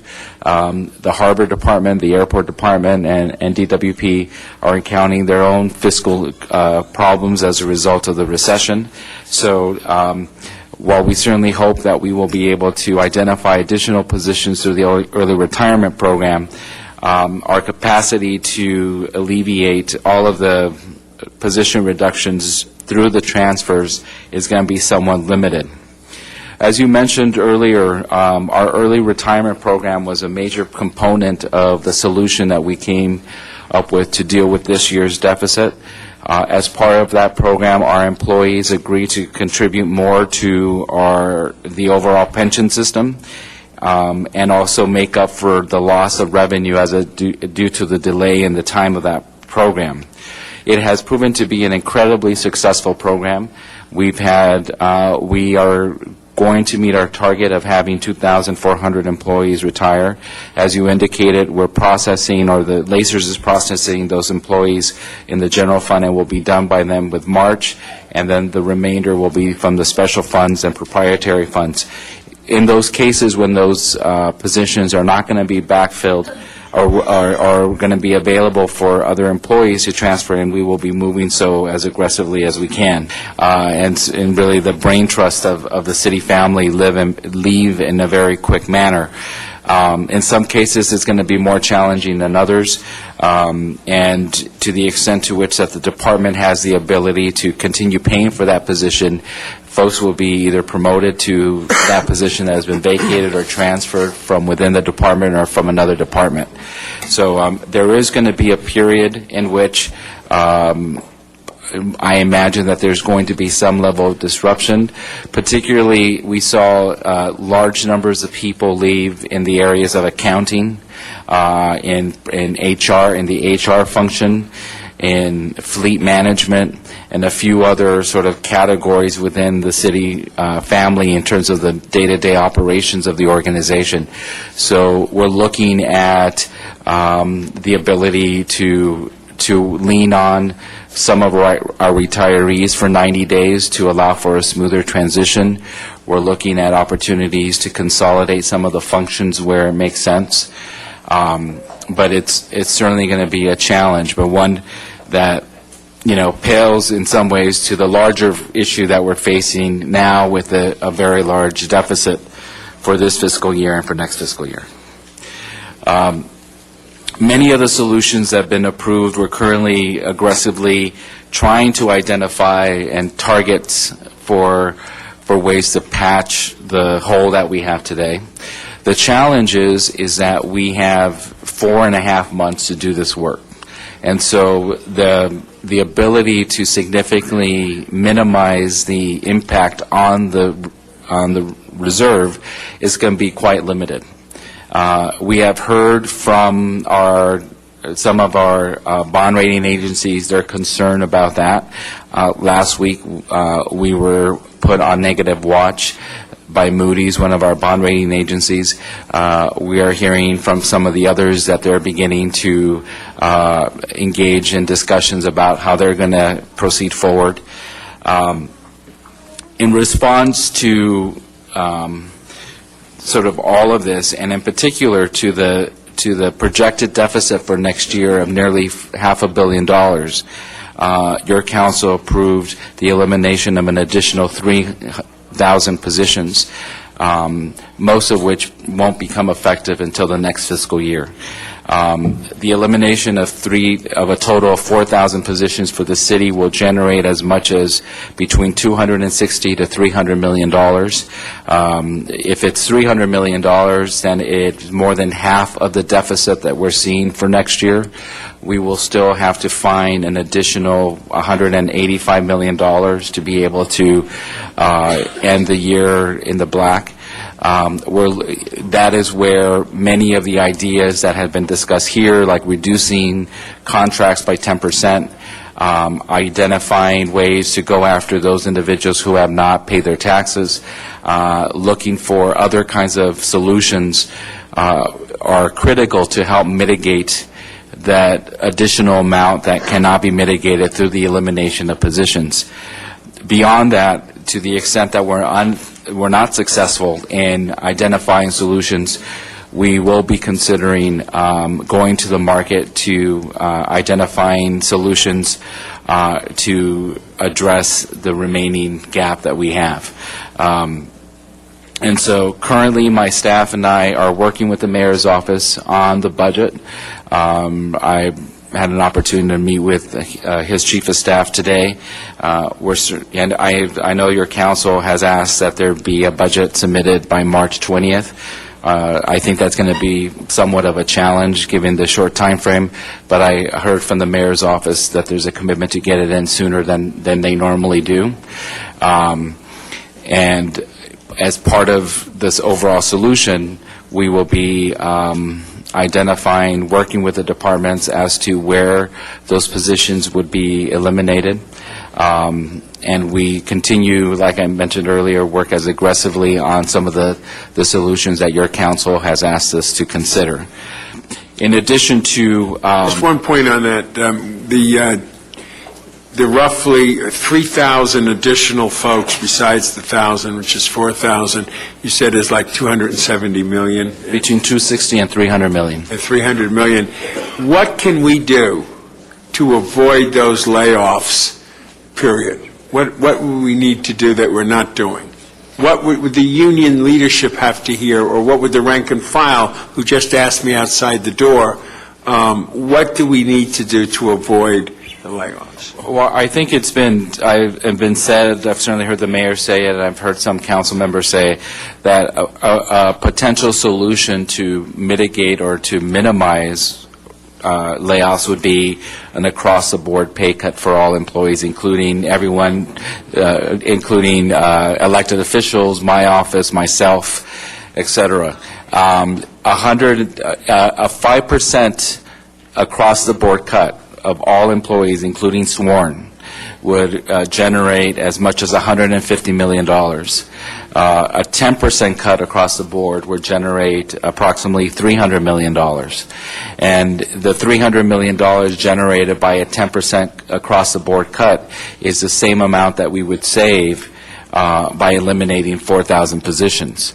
And so that's obviously something that would need to be negotiated if that were to be considered at all. Our city does not have the ability to unilaterally impose that kind of contribution to our employees without going through the negotiation process. That would be one potential way of addressing this problem. Yeah, let me just ask, when you mentioned those potential rollbacks in salary, are you saying that those would be permanent solutions to the structural deficit? Are they temporary over a couple of years? What actually would we achieve on rolling it back? Would we get the savings in the pension, medical costs? Well, just exactly what would that achieve? Well, again, all of that would be subject to negotiation in terms of the terms or even the interest to do anything like that. One of the challenging things that we're facing is that the recession that we're currently in is clearly very significant. The last time the city experienced a similar kind of recession was in the early 90s. And during that time, it took 5 years to recover in terms of our actual revenue. Arguably, from most of the economists I've read and heard in the last several months, this recession is worse than the one we experienced in the 90s. So it could be somewhere more to 7 to 10 years before we recover. So if there were to be any kind of concessions from our bargaining units, and keep in mind they have already been incredibly generous in how they've contributed to address this year's problem, I don't imagine a scenario where that concession would be temporary, by temporary meaning shorter than the next 5 years. If I could add, I think very simply, as has been said before, 85% of our costs are labor. And Can you repeat that? 85% of our costs are labor. And the fact of the matter is that even when revenues were growing, our labor costs were growing at a rate faster than our revenues. So we have been on structural imbalance for some time. So the solutions to this problem have to be structural, largely. One of the reasons why we've been hit so hard with the extraordinary drop in revenues is that structural imbalance. And there are only two ways of reducing payroll. You either need to reduce the number of people you have, or you have to lower what you compensate them. And that can include benefits, it can include pensions, it can include contributions to health care. But the only ways of getting our labor costs in line are either to reduce the number of people we have or the amount that they're compensated. You finish your presentation? Okay, let me just ask some questions then. You mentioned, Miguel, that 85% is personnel costs. So what you're telling us is that the remaining 15% pays for equipment, expense items, and everything else that the city purchases. I mean, Jerry mentioned that. I think we're in the service industry. That's what we do. We don't produce cars or build houses. We service the public, and obviously our strength comes, and the core part of our mission is that service, and that's done through our employees. So again, most of the smallest percentage of that is for the equipment that we use to deliver that service. The other thing is that, could you give us a breakdown of the categories that we spend the money? Where do we spend the most of our money, or give you some idea of that general fund budget? What departments, how do we spend it? Well, 70% or well over 70%, right, is in public safety. Is of those dollars that we actually have the ability to shift. The majority, the significant majority, is in public safety and the services in the police department and the fire department. Beyond that, the remaining of everything else that we do comes out of the remainder 30%. And I could imagine now that we've had early retirement program and the continual squeezing of the general fund, that percentage is probably going to increase for next budget season. So but in terms of, if you look at all of our general fund as a whole in different categories, half of it is restricted. We have to spend it on things that we're responsible for, like our pension costs, or things that are related, specific, that are generated from a particular fee.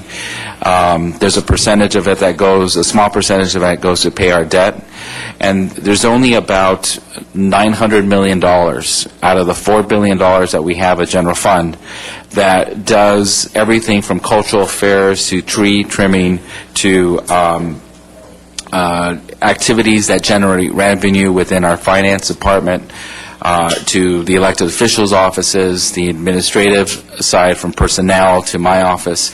So the part of the city outside of law enforcement that folks in the public sort of understand to be the city government is basically out of a pot of money that represents less than $1 billion of the $4 billion that we have as a whole. So the reason why these cuts are so dramatic and so deep is because our ability to generate the kind of savings is very limited given that small slice of the pie that we're working from. Jerry, if I may want to Exactly. Let me just ask also, you mentioned earlier about bond ratings. Why are bond ratings important to the city, and how does that address the issue of our dealing with debt service and things of that nature? Well, the bond ratings are critical to our financial health. It's no different than a FICO score or your credit score as an individual. It basically tells the lending community what kind of risks we are as a city, what our financial standing is, and it determines the kind of interest rate that we get. The city has historically enjoyed a very strong bond rating, and especially in comparison to other major cities. And it hasn't been until more recently where that has been threatened. Any downgrade to our bond rating, which we experienced not too long ago, results in the cost of borrowing money to be higher. We borrow money even in the best of times, because we don't have in our bank account $4 billion worth of funding to take care of our day-to-day needs. We start the year off, the fiscal year, borrowing over $1 billion through our TRAN. That pays for our pension system and for the initial part of our cash flow. And throughout the year, we borrow money to keep the lights on, to pay people's salaries, etc. We're going to go to the market in the next several weeks for a judgment obligation bond, which is, again, something that's normal, part of what we do, to pay off some settlements, approximately about $70 million worth. It is likely that our ability to borrow those bonds is going to come at a higher rate because of the negative watch that we're currently in and the downgrade that we've already experienced. We are always going to be in a situation to borrow money. The state of California is at junk bond status, and they're still able to borrow money. But the problem is that when our rating is lowered, it's at a much higher rate, in some cases twice as much as what we would normally pay in the kind of interest. And so it is those dollars that, instead of going to banks and to lenders, should be going to our employees, should be going to protect services. So as much as we're held hostage by our bond raters in certain ways. It is important that we are in good standing with them, because they will determine our ability to borrow in the future. In July of this past year, we borrowed roughly $1 billion for paying our pension and to have cash flow. What was the interest rate on that $1 billion? I don't recall the exact amount. Do you? Was it 50 basis points? It was very low. I don't recall the exact amount. It was very What low. I want to make a point is that if we do not have a good bond rating and it just raises a half a percentage point, what kind of dollars are we talking about as relates to paying our debt service? Tens of millions of dollars. Goes into millions of dollars. That's correct. Tens of millions, yes. I mean, because it's a percentage of $1 billion. So certainly that's, even a 1% increase is a significant, additional payment that we'd have to make that we normally wouldn't have to make. And the whole point of issuing a TRAN or borrowing $1 billion up front is because of the lower interest rate that we have enjoyed for many years.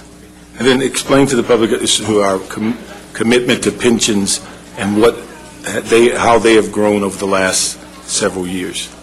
Well, the city, one of the strengths behind the city is that it's maintained a fairly generous pension system to its employees. It's something that our employees, part of the reason why people come to work here, and certainly part of the reason why they stay here. Our pension costs, however, have increased significantly in the last several years. This year, I believe our pension obligation was close to $500 million. It's expected to go up to $700 million next year, and higher, close to $900 million the following year. And so those costs are a big contributor to our existing deficit. Some of it is a result of the significant losses that we experienced during the correction in the stock market almost 2 years ago. Some of it is the simple cost of our pension system. But the reality is that what we're encountering is no different than what most other cities are encountering throughout the state and throughout the country, and certainly what we're seeing happen in the state. So our pension system, while being a very generous one, is certainly a very costly one, and it's contributing to our structural deficit. But I think it's also important to note, when you're talking about pensions, clearly it's a big driver of our deficit. But the city has been very, very responsible in funding its pension systems. We have a better funded system than most, and we're one of the few agencies that pre-fund our retiree health care. Most do not do that. So pre-fund, what does that mean? We set money aside today to pay for the health care obligations for the retirees. We're one of the very few that do that. So notwithstanding the fact that the city, the elected leadership has been very responsible in the past, we still have an enormous pension problem. Miguel, could you comment to the public? I think you mentioned earlier on putting the budget together, in which you're going through the process now. You make certain projections about our revenue. How does that process go? And then could you explain to them what occurred in the first 2 quarters of this fiscal year as it relates to the projection versus the actual revenue? Well, the revenue is really sort of the starting point in many ways, because it tells you how much money you're expecting to bring in. And during the good years, we're able to project a surplus, and we're in a situation where we talk about what areas we can invest that surplus for the public. During the difficult years, it's about really how do we begin contracting the kind of services that we provide and reducing the costs of our government. The city has encountered for the last few years, as Jerry has indicated, a structural deficit that ranges between $200 to $300 million annually. So we've been in a situation where historically we've been spending more than what we actually bring in. The challenge has been that the good thing has been that in the good years we were able to address it with one-time funding through the robust economy. During these very challenging years, we're forced to now deal with that structural deficit, and then on top of that, deal with the fact that we have a drop in our revenue. When the council approved the budget, it anticipated about a 10% drop in revenue this fiscal year. A 10% is a fairly large drop to anticipate, and it was consistent what we were seeing done throughout the state from other municipalities. What we found in the first 2 quarters is that our revenue projections were not as extreme as they should have been. Our revenue has actually dropped closer to the neighborhood of 17-18%. And so we've been forced to not only address the deficit that we adopted in the budget, but then as the year progressed, deal with that continual drop of revenue that has been all sensitive to the economic decline. And one of the biggest indicators of that is, of course, our unemployment rate here in the city. Our unemployment rate is close to 14%, which contributes to our overall ability to generate the kind of sales tax that we need, which is really sort of the bellwether of all the different revenue streams. So we start with the revenue. Beyond that, we look at those things that we absolutely have to pay, like our pension obligations, our debt service, any other we take from the pot that's unrestricted, those things that are not discretionary, and then whatever's remaining, we identify how do we maintain at minimum the level of services that we have this fiscal year. And so it's a challenge to do that when you're facing nearly a $500 million shortfall as we are now. And so we're in the process of engaging in that work.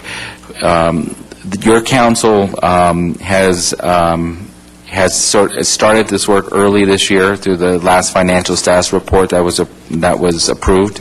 The mayor has worked closely with the council leadership to ensure that there's as many issues understood and resolved early on in the process.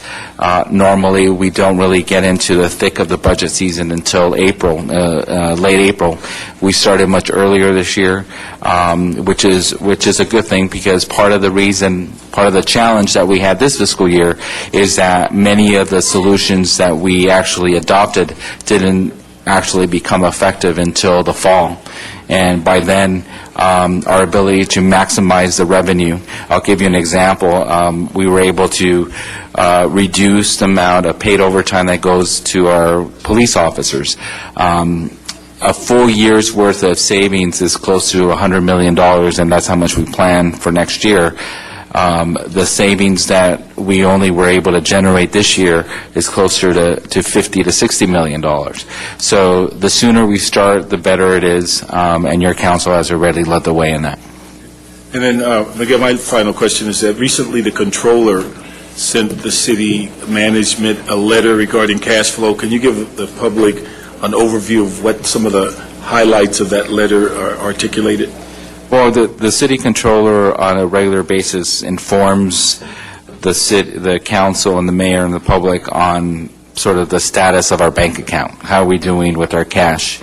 And she has expressed concerns that we're on a pay period basis spending more than we're bringing in, and has raised concern that we're facing a time relatively soon where we're going to have to essentially rely on the reserve to be able to sort of keep the lights on and pay our employees. And so it's part of the process that she engages in to make sure that we are informed on the status of sort of our cash bank account. I meet with her on a weekly basis so that we coordinate the activities of my office and hers, but it's something that's obviously of concern and consistent with sort of the analysis that my office has conducted so far. I'd rather hear from the public at this point. Just a couple of very quick questions so we can get to the public. I know we're hoping to save $260 to $3 million by doing this layoffs, which you know I'm not a big fan of to begin with. Have we calculated into those numbers the benefits that we have to provide that offset that to people that are then on unemployment, et cetera? and what do we actually save next year, which is the most critical year to look at? Yes, we have. The actual savings for the elimination of 4,000 positions is actually closer to $400 million. But when you reduce the amount that we have to pay through unemployment insurance and other separation costs, we are assuming a lesser amount. That's why it's closer to $300 million. So for fiscal year, assuming that we don't replace those positions or refill them, the full amount of savings for fiscal year 12-13 is actually $400 million.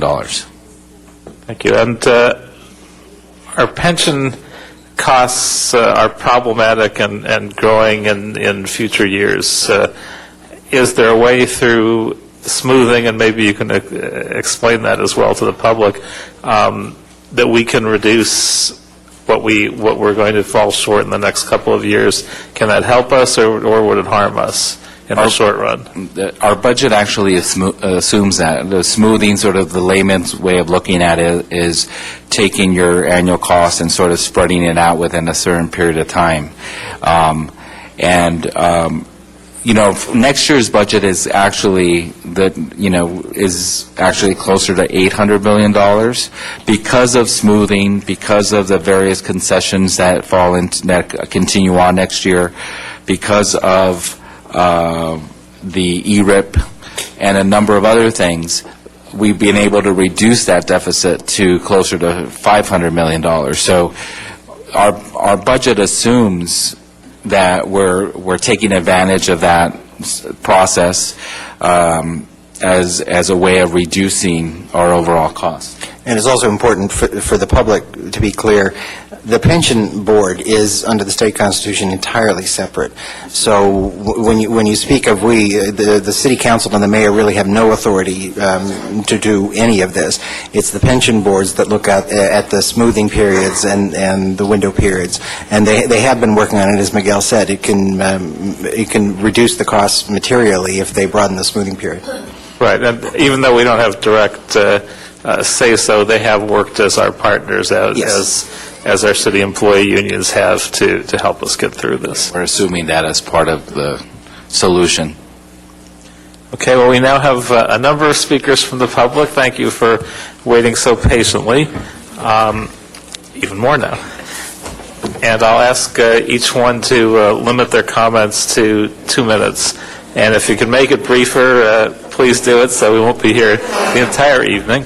The first speaker is Lucille Saunders, to be followed by Brent Whittlesey.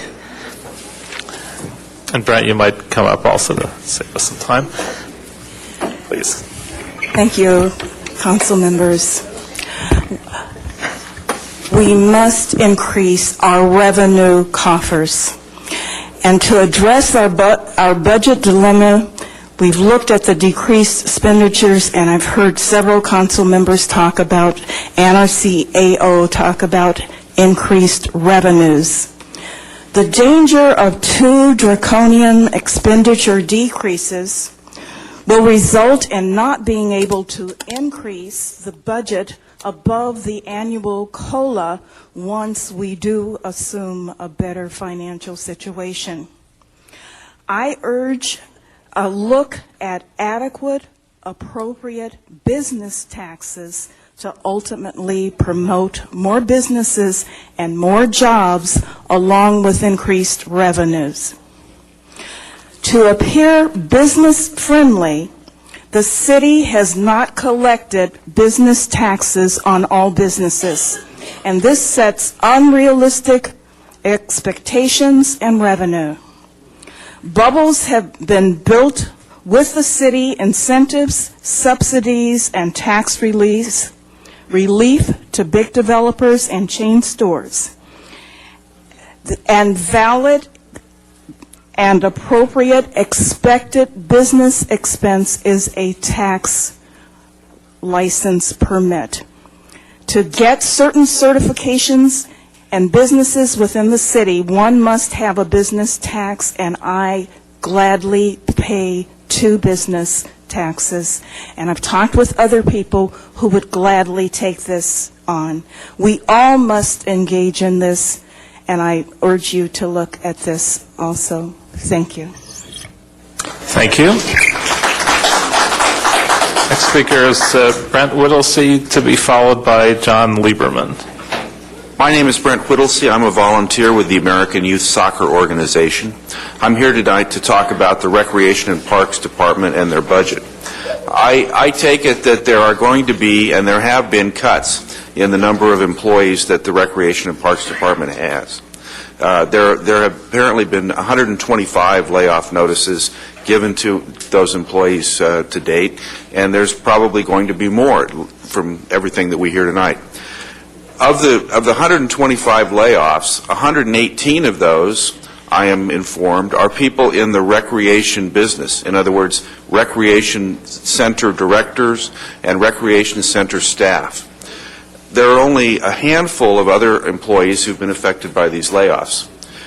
This I think should be troublesome to the council, because these people who are in the recreation centers are the ones who directly interact with kids on the street. And somebody is going to be organizing activities in our parks. It's either going to be city employees, or it's going to be other people who organize activities in the parks. And those other activities are not nearly as savory as basketball games. So I would urge the council to take a look at what it is that is going to happen in Rec and Parks, and see if you can't spread some of this pain in the department around a little bit, so that it's not all recreation directors who get savaged by this layoff process. Thank you very much. Thank you.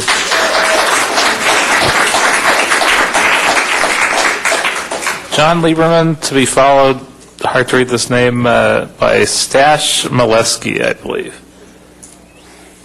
Good evening. My name is John Lieberman. I'm Vice President of the South Robertson Neighborhood Council. However, the testimony or comments I'm giving tonight are mine and not necessarily reflective of the Neighborhood Council. You guys have got a tough nut to crack. I recognize that. The basic problem you've got is you've got a lack of revenue. Your experts have testified to that. In addition to that, what's happened is that you've, over the years, addressed a lot of your programs based on the projections or assumption that you're going to have a healthy revenue stream.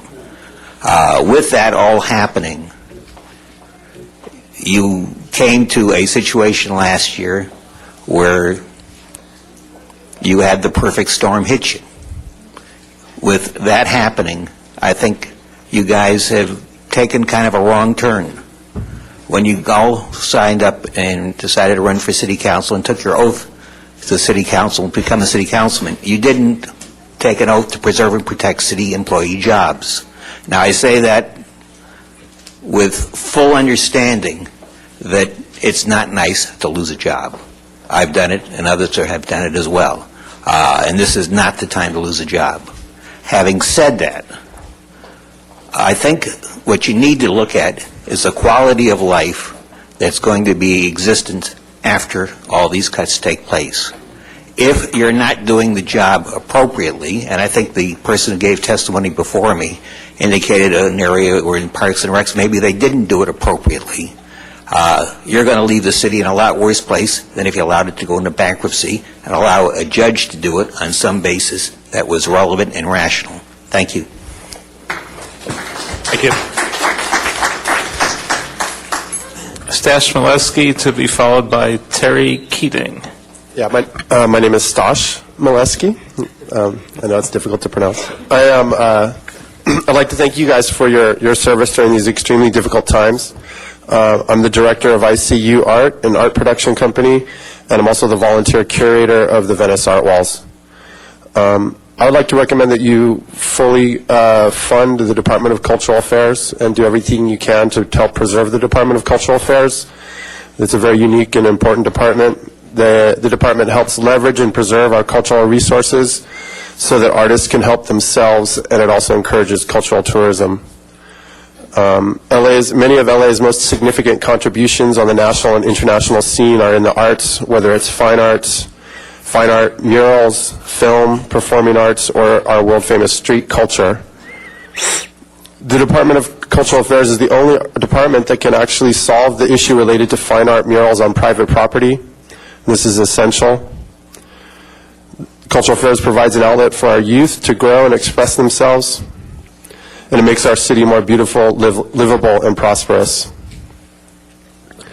Secondly, I'd like to address the issue of council district funds. I believe it's important to leave the discretionary funds to the individual council districts and also to the neighborhood councils. I think they know most appropriately where that money should be spent. Third, I'd like to address the Recreation and Parks Department. Do all you can to preserve the funding for the Department of Recreation and Parks. It's important to help the city maintain our health, our community fellowship, as well as tourist dollars. Thank you. Thank you. Terry Keating, to be followed by Joe Rasulo. Good evening, council members. I'm Terry Keating. I work for you. I'm a civil engineering associate. We in the civil engineering, or in your engineering group, see these layoffs, furloughs as a direct attack on one of your regulatory forces. It's an attempt to move us aside and let consultants take over. And we've got a perfect example of what happens when this occurs right down the road here at LAX, where all the upper-level engineering jobs are given to consultants. Your city workers have been pushed aside. They've been moved out of the offices at the airport and scattered around in rented spaces around in the vicinity of the airport. Is this a benefit to the city? In 2006, the mayor commissioned the Los Angeles Economy and Jobs Committee. When they went to the airport, they found $150 million in engineering plans that were unusable. These were not done by city engineers. These were done by consultants assigning the work to their own work crews. And what did we do about this? It's $150 million of our money, and we got absolutely nothing out of it. In December, we awarded $225 million in engineering, project management, program management to consulting firms at the airport. The only way this makes sense is if this is money that we're distributing back into the community. The companies that we awarded this money to are based in Denver, Colorado, Englewood, Colorado, Delaware, Washington, D.C., any place except here. Why are we stimulating their economy? This is a model of what you'll see here if we are removed from between the consultants and the city budget. I urge you to abandon this concept of layoffs, stop the furloughs, and restore your city engineers to their full regulatory capability. Make us the project managers, make us the program managers, make us the technical experts. We should be supervising the consultants. They shouldn't be assigning the city's money, allocating the city's budget to their own employees. Well, despite your very valid points, I'll have to ask you to wrap up. Thank you. Thank you.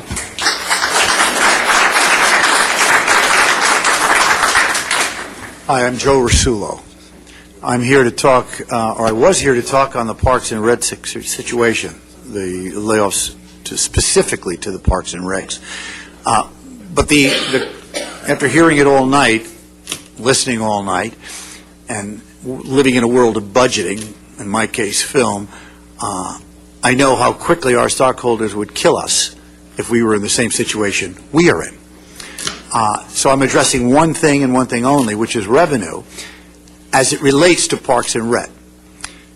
The Parks and Rec that I volunteer at, that my son goes, my daughter went to, et cetera, are involved in programs that have been put together by a staff, coordinators and a staff over the last 3 or 4 years, that operate in the black.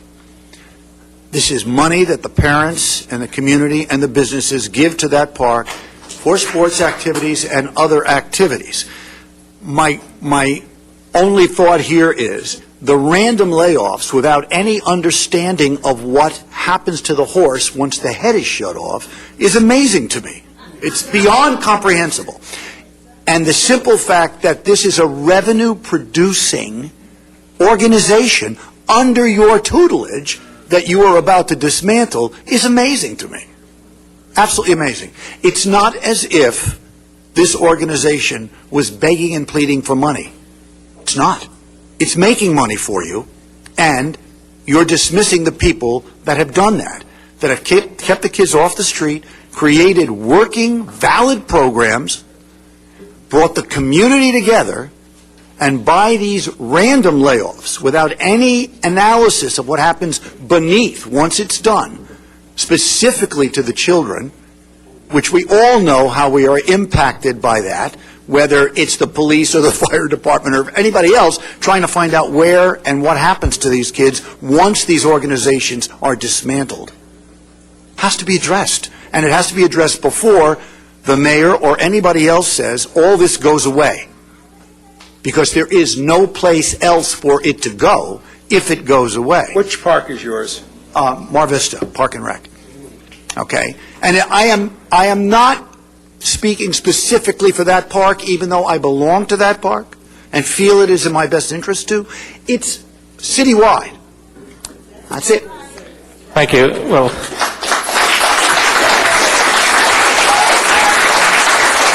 and I play softball at Mar Vista Park, so I certainly feel sympathetic. One thing I should point out that is relevant and probably is worthy of directing staff to keep an eye on this is council has given very clear direction not to lay off anyone that results in a revenue reduction. So not to lay off people that are bringing in funds. And if indeed our Park and Rec programs are bringing in funds over and above what they cost, then we shouldn't be engaging in these layoffs. So we should be looking at that carefully. Miriam Touchton, to be followed by Pamela Jackson. Pamela Jackson had to leave. Okay. Hi, my name's Miriam Touchton. I'm a young adult librarian with the Los Angeles Public Library. I was previously a children's librarian. And I'm here to urge the council to reconsider the proposed, what would result in 11% cut to the library department. Haven't been with the library very long, but during my about 4 years, I have not seen higher demand than we have now for the services we offer. We rarely have enough public computers to meet the demand we have for the public computers. Our story times are usually standing room only, and just the other day I helped a teen patron put a hold on a book only to have to inform her that she was number, I think it was 817 in line for that item. So I really do think that our services have never been more highly used than they are now.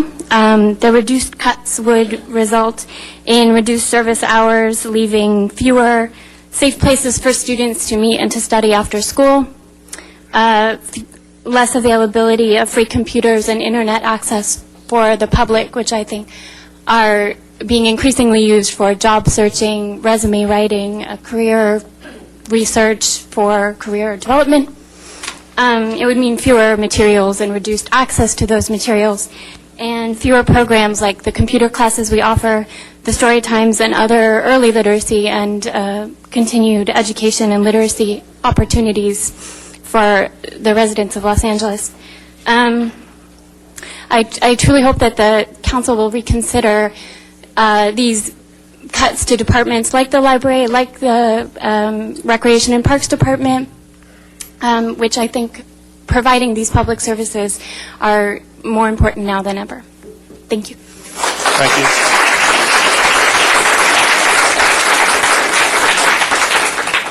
Next two speakers are Jacob Miller, to be followed by George Epstein.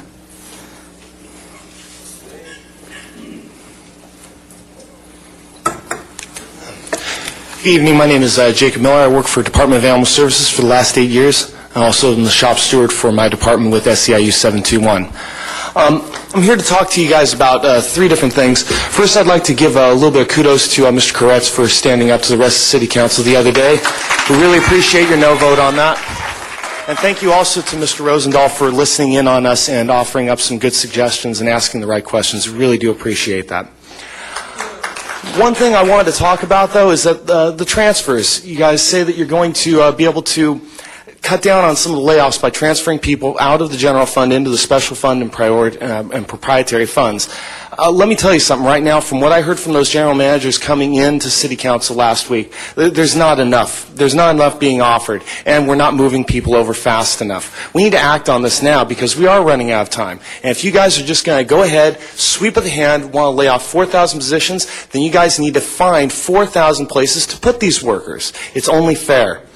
Other thing also that I'd like to say about something that the CAO had said earlier was that we offer services. Okay, we're a service industry. That's not true. DWP delivers two things. They deliver power and they deliver water, and they've got a lot of money. They've got a lot of money. Why can't we move some of this money into the general fund? Why can't we move some of this money into training our folks to keep our folks here?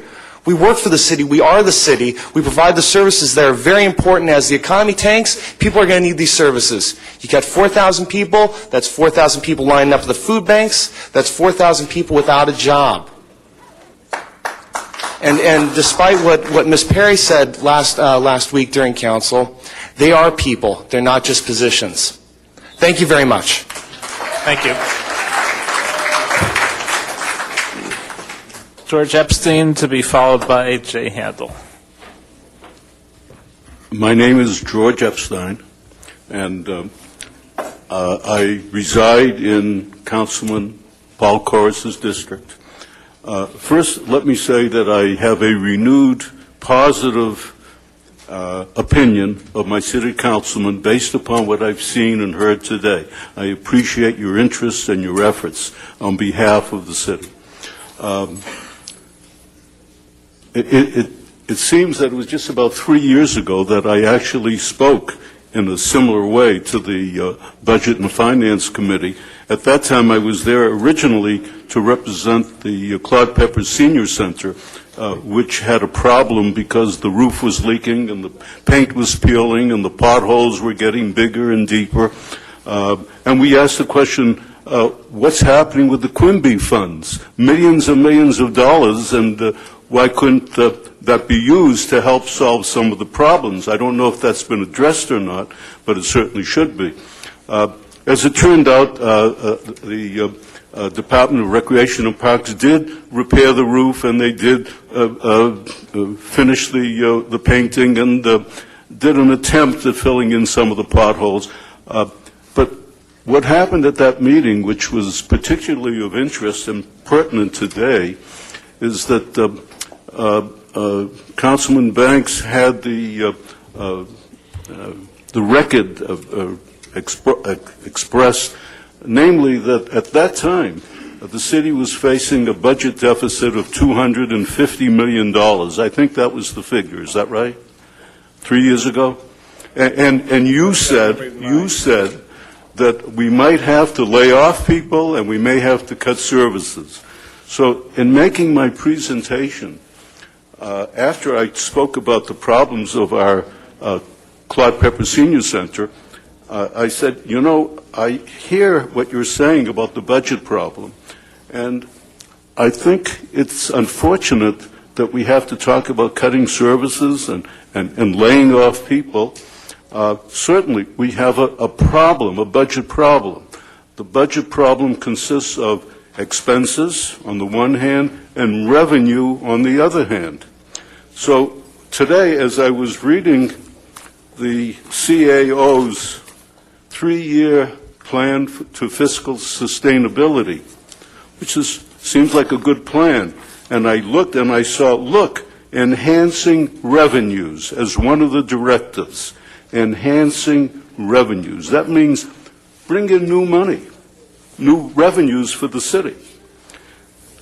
And the point that I spoke about before, and I speak about now, is that we need to look at other ways of bringing in revenues other than more taxes and more fees. And there are other ways. In my own experience, when I was elected president of an engineering society that had a terrible budget problem, we were headed for bankruptcy in 2 years, we asked ourselves, what could we do to solve that problem? I should explain. I'm an engineer. I'll have to not a ask you to finance wrap up, expert. but if you have a couple ideas you want to give us, we're happy Yes, to I hear them. do. My basic tenet is that the city has assets, resources, people who are experts in the departments, in the agencies. In our community, we have universities, we have aerospace industry, tremendous assets, engineers, scientists who know how to solve problems. My suggestion is to identify new products, new services that the city could provide and that would be of benefit to people, benefit to businesses, small and large. They would gain from it. And in turn, they would be glad, pleased, to pay the city for providing those services and products, new revenues coming in. One thing I had suggested, and Bill Rosendahl is familiar with, was we have technology in the aerospace industry that will eliminate the potholes, the problem with potholes. And not only would it eliminate the problem with potholes, but once the city develops that technology, the city could license it to other cities, other communities, other states, and have millions and millions of dollars pouring in each year. It takes effort, but that's okay. That's about it. Thank you, George. Thank you. Jay Handel, to be followed by, I can't read this thing. It can't be right, but it looks like Day2 Mariscal. So hopefully someone has a name close to that. Good evening again. Jay Handel from the West LA Neighborhood Council. You know, the mantra around the city today is the city is broken. That's what you're hearing on a regular basis from your citizens, okay, the people that you're charged with legislating for, not to, and bringing quality services to everybody. There's no question that from Wall Street to Main Street, there's become a complete loss of confidence in the elected officials and their ability to lead this city, from the mayor down. And it's time to man up. It's time to make the tough decisions. It's time to look at this city in its entirety, like large companies have done in this fiscal era, and bring it together. Find out where you have duplicate services. Find out where you have non-essential contracts. It's time for you to bring it all together and think of the layoffs as the very last resort, not the first resort, because that's the easy way out. You know, and it's not time to take the easy way out, because frankly, that's what the city's done for years and years and years, okay? The city's played politics with the lives and the quality of life of every citizen of this city. And it's time now, as you can hear from the citizens, that they've had enough. It's really time for a complete audit of all of those extra things that are out there that should not be spent at this time. You know, I have an article here where it says, memo to department heads, Antonio will decide what services and workers will be eliminated. Well, I didn't know you guys lost your job and we appointed a king. Okay, it's just gotten way out of hand. This whole situation has gotten out of hand. You know, and again, it's time for the city council to assert its authority and to step up. Today, the announcement that done was done, okay, was probably, and I've asked again as a city official, because we consider ourselves elected officials. Sometimes you guys do.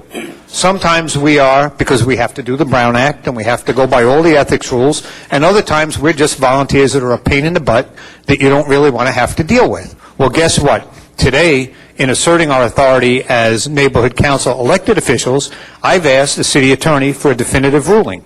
Is the mayor allowed to do what he did today under the charter? Because we don't believe he can. And he could be subjecting this city to lawsuits and some real serious downside. And it's up to the council to take a good hard look at that, because we have a charter for a reason. My question to you three, and certainly to all 15, and I've asked this of the mayor, do you have a plan? There is no plan. I'm watching surgeons look for the infection by cutting off limbs. This is not how you run a business. This is not how you fix a city.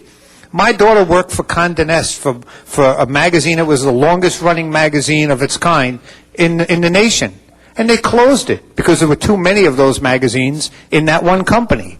They did an evaluation of what was needed to make it survivable, and they fixed it. That's not what's happening here. All I can say, and I'll close because I know our councilman's looking at me, the reality is very simple. It's quality of life that you have to look at now if you're going to prioritize. If you're going to lay people off, you're going to hurt our income. If you're going to close parks and take away park staff, you're going to end up hurting every family that's out there that won't have a place to put their kids and kids recreating. So forget your summer lights program. You're turning off the lights for 12 months if you hurt the parks. Okay?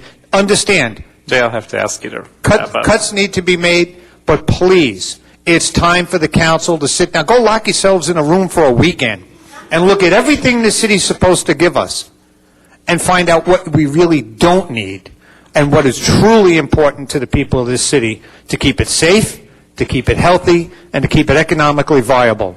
That's your charge, and I expect to see all 15 of you do that. Thank you. Thank you.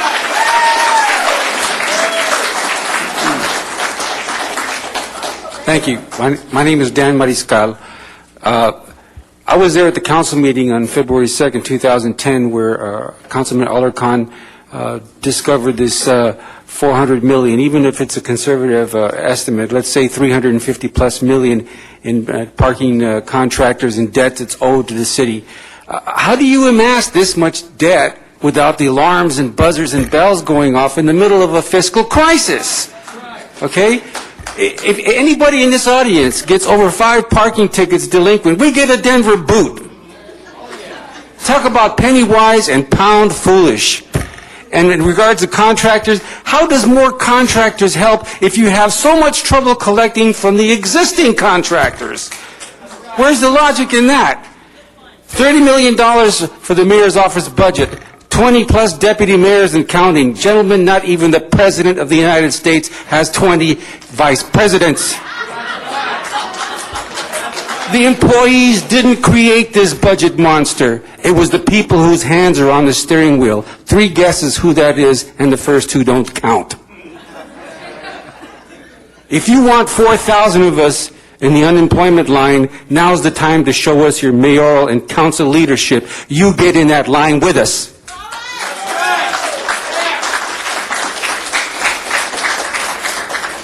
Gaston Valdez, to be followed by, can't say Jerry Brown, Terry Brown.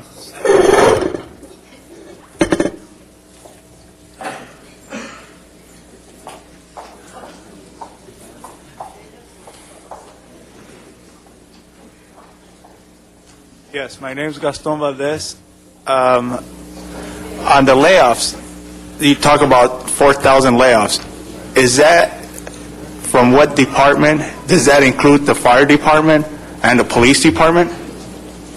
And if so, they have a bigger part of the budget, 70%, opposed to 30%. How fair is that? If they want to do a cut, which first of all, they should work on it, they should put a straight cut, every department.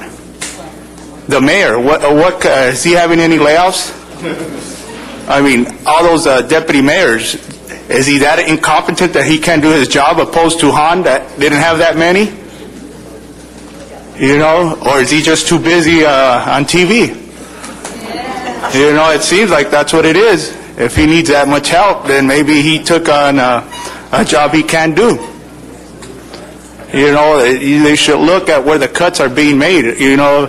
It should be, if there's going to be that many layoffs, there should be a cut across the board. The whole department, every department, police and fire department. A while back, they talked about closing down City Hall. What happened to that? That can help too. What is being done? I know the city's in a crisis, but, we can work, and if so, it should be a cut across the board, not just certain departments. no one should be excluded, city council as well as the mayor. Thank you. I would point out, just for the record, that of the layoff direction, the last 3,000 layoffs that were added, police and fire were not technically exempted, although I don't see a police and fire layoff in the near future based on what the majority of the council thinks. What I personally think is that our police hiring has been unsustainable for a long time at the level of almost 10,000 officers. But we continue to hire new officers. We're the only major city in the country that's doing that as we contemplate massive layoffs of almost 50% of the general funded non-sworn workforce. So I at least have been pushing for ending the continuing of hiring and allowing for attrition to at least start to modestly limit the number as we look for sources of savings throughout the budget. Terry Brown, to be followed by Lawrence Kostanoff. If I'm reading that right, probably not. It's hard for me to read that. Good evening. My name is Terry Brown, and I'm not with any organization. I'm here representing my two sons and many friends and neighbors who could not be here tonight. I just found out about this meeting on short notice myself. And I'm not a political junkie. You know, I'm not here with all the facts and figures some of these people have with a keen political insight. And I'm also not here to offer an angry diatribe against you guys, but to offer disappointment about what I hear is happening with recreation and parks. My two sons and I spend what seems like half our lives over at the Cheviot Hills Rec Center between basketball and baseball. And it's a real community, place there. We see a lot of our friends there. My sons have met kids from other schools they wouldn't have met otherwise. The All-Star tournaments, they meet kids from all over the city. And, it's a cliche to say that the children are our future, but they are. And I think this is important. So I know you guys had some tough choices to make, but I hope this one is high up in the priority list for you. And I know, Mr. Koretz, I think you probably played ball there when you were a boy. Well, Rancho Park and Robertson Rec Center, sure. Yeah, in the area, yeah. That's just my plea, and there's a lot of other people out there who feel the same way, who aren't here tonight, but I just hope you realize that we're all looking to you to try and make sure this can be continued. Thank you. Thank you.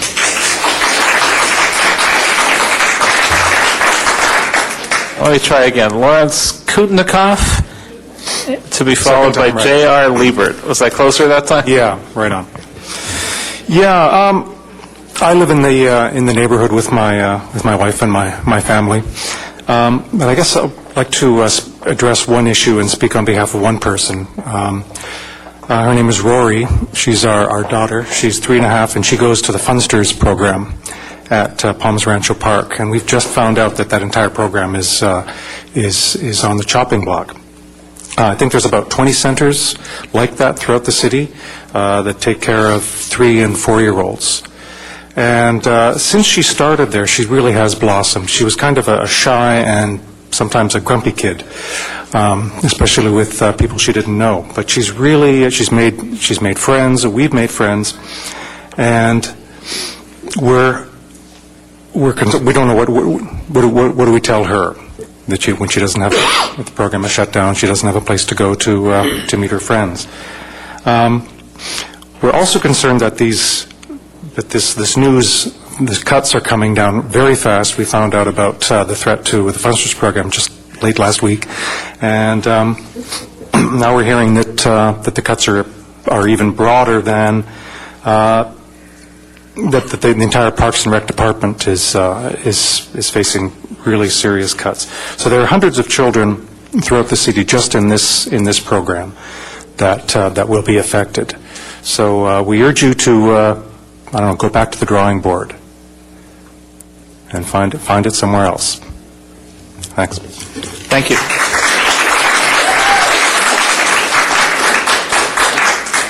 J.R. Liebert, to be followed by Jennifer Bontrager. Thank you. I also am at Palms Recreation Center along with Lawrence and his wonderful family, and I'm here at the very least representing the over 5,000 patrons, mostly children, that Palms Recreation Center services every year.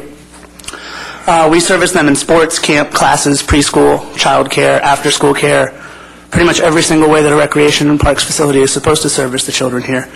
And in regards to a proposed cut in your district, and all these quotes I took from your website, Mr. Koretz, you said that this would first be a cut that would only happen over your dead body, and you said that the following: for far too long, the city of Los Angeles has had a sad history of losing many of its key landmarks and institutions, that these are places that have shaped LA and have been precious to the people and the communities of this city. Unfortunately, too many were taken from us despite being incredibly vital and integral to Los Angeles life. You said that losing this service would be an incalculable loss to the entire Los Angeles region.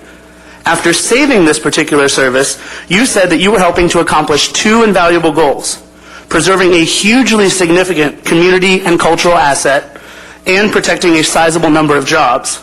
Now, the service that you saved at that time was the demolition of the Century Park Plaza Hotel, a hotel. Now, with our Rec and Parks GM, who was formerly in this room, I don't know where he went now, it's been a long night, I want to ask you a couple questions. First and foremost, aren't the recreation and child care centers incredibly vital to LA, places that have helped shape Los Angeles and are incredibly precious to the people in the community of Los Angeles? And wouldn't their loss be just as incalculable as a hotel in Century City? Do we have the same commitment that you gave about the loss of that hotel over your dead body, as you said, that you will also fight to save recreation and parks and the thousands of children that our programs service? And my last question is this: what do we tell the 5,000 patrons at our recreation center and the thousands of other patrons that are calling and asking questions to all of their recreation centers?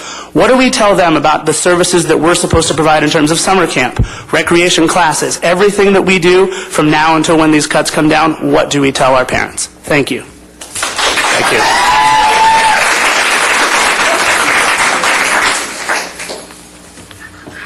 Hi, I'm Jennifer Bontrager, and I am one of the parents at Palms Rec Center and also at Chevy at Westwood Mar Vista. You asked earlier, we use a lot of the parks. Thank you for admitting that it makes no sense to cut self-sustaining or revenue-producing programs. I'd like to also point out that these programs serve an additional important function, daytime childcare, that allows people to work. I work on a freelance basis, and there were many times where I would not have been able to take assignments had my son not been enrolled in the Funsters program at Palms Park. And in school breaks, my children are enrolled in summer camp, winter camp, etc. The state has cut educational funding to 175 days now from 180. School districts are no longer required to offer 180 days. So where do these children go when they're not in school? If we cut these programs, how do people go to work? You can't take your children to work except for one day a year. The libraries are also really important, as well as the rec and parks, in taking the enormous metropolis we live in and reducing it to a community. I look around tonight and I see so many people I know and recognize because of the libraries, because of the recreation and the parks department. So I just want to say that it's such an important part of our community. And I just urge you to really look at, such a high-quality, affordable child care helps jobs in so many different ways, and it helps our quality of life. Thank you. Thank you. Karen Dudley, to be followed by Elsa Shakella. I'm sure I got that wrong, too.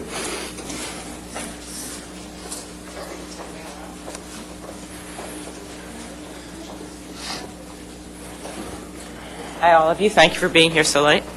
My name's Karen Dudley. I'm a child development specialist and a marriage family therapist. I do want to have a disclaimer that I do work for Palms Recreation Center part-time, doing a small program there. But mostly I feel I'm coming to represent the families and children in LA City.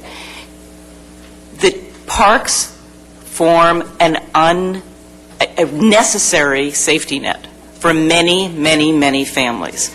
And in thinking about the cuts that you are thinking about for LA City to preserve it, we have to really think about the financial, in addition to mental health, social, cognitive, everything else that the parks provide. Think about what we're going to pay if we take this resource away from families and children, what we're going to pay in terms of special ed that those kids need because they haven't had the classes that the parks provide that help the kids do better in school, that they have, particularly now when Michelle Obama's talking about obesity and having a campaign against it. We're not talking about the added health care for kids who are sitting in front of TVs because their parents need some kind of babysitter while they work or do something else.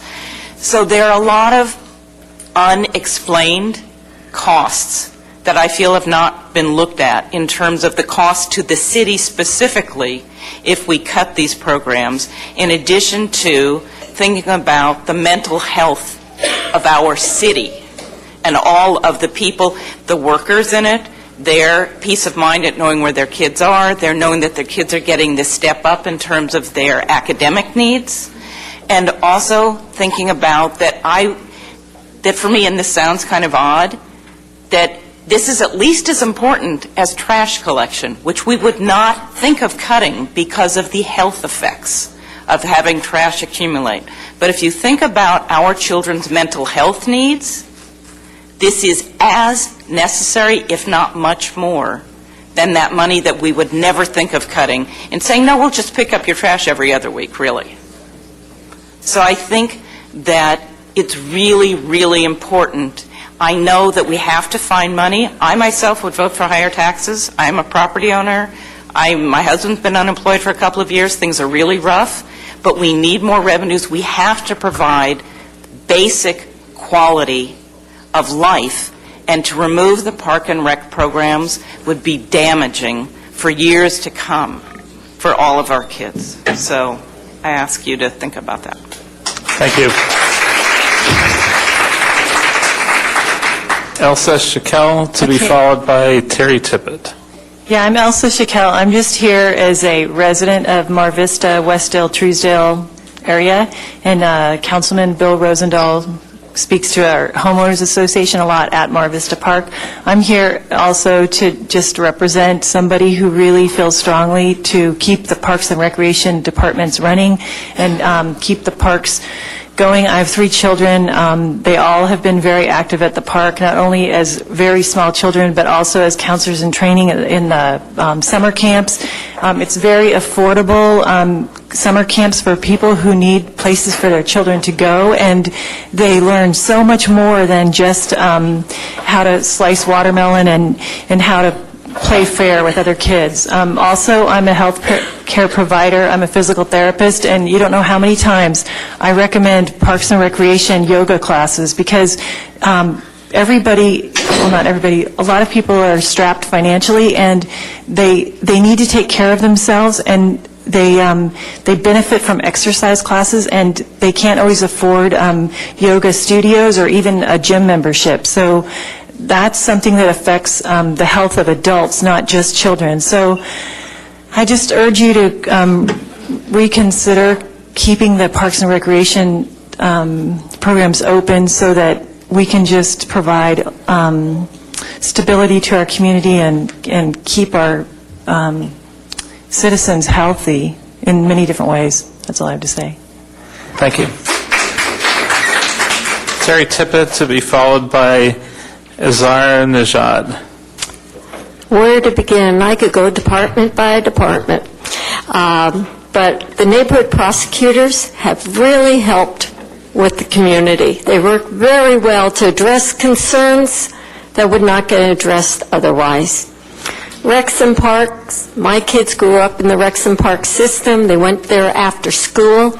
And during the summer, my grandsons, both, I have my son and daughter's children, they are both 5. My daughter was a teacher till she had her children, and she went to the Funsters program to just look it over for my daughter-in-law. And as a teacher, she said, you put him in there, because I personally was apprehensive about going to a preschool at a park. And she said, Mom, put him in. It's great. And she went back to where she lives and put her child in the preschool at the park. My grandson is in Overland, as many of you know, Expo, and he is in kindergarten there. and he is in a K-1, and he's the youngest child in that school because of his birthday in the end of November. That's how prepared he got going to Palms Park Funster's program, and it was affordable.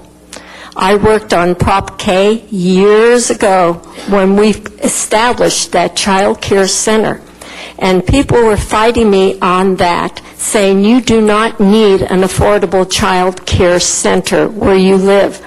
I said, yes, we do. That doesn't just go into Cheviot Hills. That center has Palms area as well. You can't just think because it's where it is that it is not needed. Where are those single parents that now have affordable child care? They pick them up at Overland and walk them over there. Where are they going to put their kids? Where are they going? They're going to quit work and get on the welfare rolls. I mean, what are these parents going to do? It was affordable. Let me go now to Neighborhood Council, as I am chair of the West Side. And I'll have to ask you to wrap up soon. I will. West Side Neighborhood Council. We've had 3 elections. We were supposed to have a 4th a year and a half ago. You guys, or somebody, took that away from us and turned it over to the city clerk's office. Now, ours is April 11th. One starts next week. Please leave it in place. We need to have our elections this year. After that, give it back to us. But don't do it now when they're starting next week. And we've got new people who want to serve on the neighborhood council. Don't mess with us. Please keep the neighborhood council's elections the way they're supposed to be. Thank you. And we've got some good feedback, both here and informally at the meetings about neighborhood council elections, and we'll take that into account, I'm sure. I guess I'm Azar Nejad I work for the city Department of Transportation, and I had a couple of comments for Ms. Perry, but apparently Ms. Perry went for champagne and Javier with the AIG and at Live LA, so she didn't have time to listen to us. But the points I have is most of the mega debtors are in Ms. Perry's district, that she could probably, her District 9 can attempt to help out with the offices, with our finance, and to help out collect those. And all LA Live and AIG permit exemptions, she may be able to help before issuing those 4,000 layoffs of the city employees who they provide direct city service. She could, these are the lost revenue, by the way, for the public to know. And all contract gifts that was contracted to megacorps and banks in CD9, Ms. Perry, for the sake of her mayoral campaign contributors. Also, a good chunk of CRA contracts are in Ms. Perry's district, CD9. And I'm wondering if all those CRA contracts were actually providing the true service by city employees, we would have had multitude of affordable housing, as well as I think we would be living in a jungle in downtown LA with a number of trees that they could have planted. More than 150 boards with average of 5 to 7 commissioners we have, which 2/3 of those or to full of them are appointed by Mayor Villaraigosa, and they are there to implement Almighty's ambitions for probably Senator Reid's position, I hear. But Ms. Perry, now let's talk about Ms. Perry again, about the before the 4,000. You know, I have to ask you to wrap up, so it's last thought. Yeah. I have about 30 seconds. I'll give you 10. 10? Okay. Privatizing revenue-generating assets to help out the mayor's campaign, and the pension system to correct the information that was given 3 years ago. Mr. Mayor, with his power of his appointees, the 3 in the pension plan for the Lacers, there was some sort of an investment in the loft development in downtown. No wonder we lost 19% in our pension. My money lost. I contributed, the city lost it. So thank you. I think your time's up, but thank you.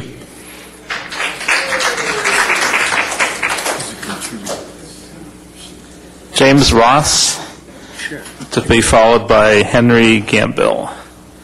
I don't know if either of you are still here. Apparently not.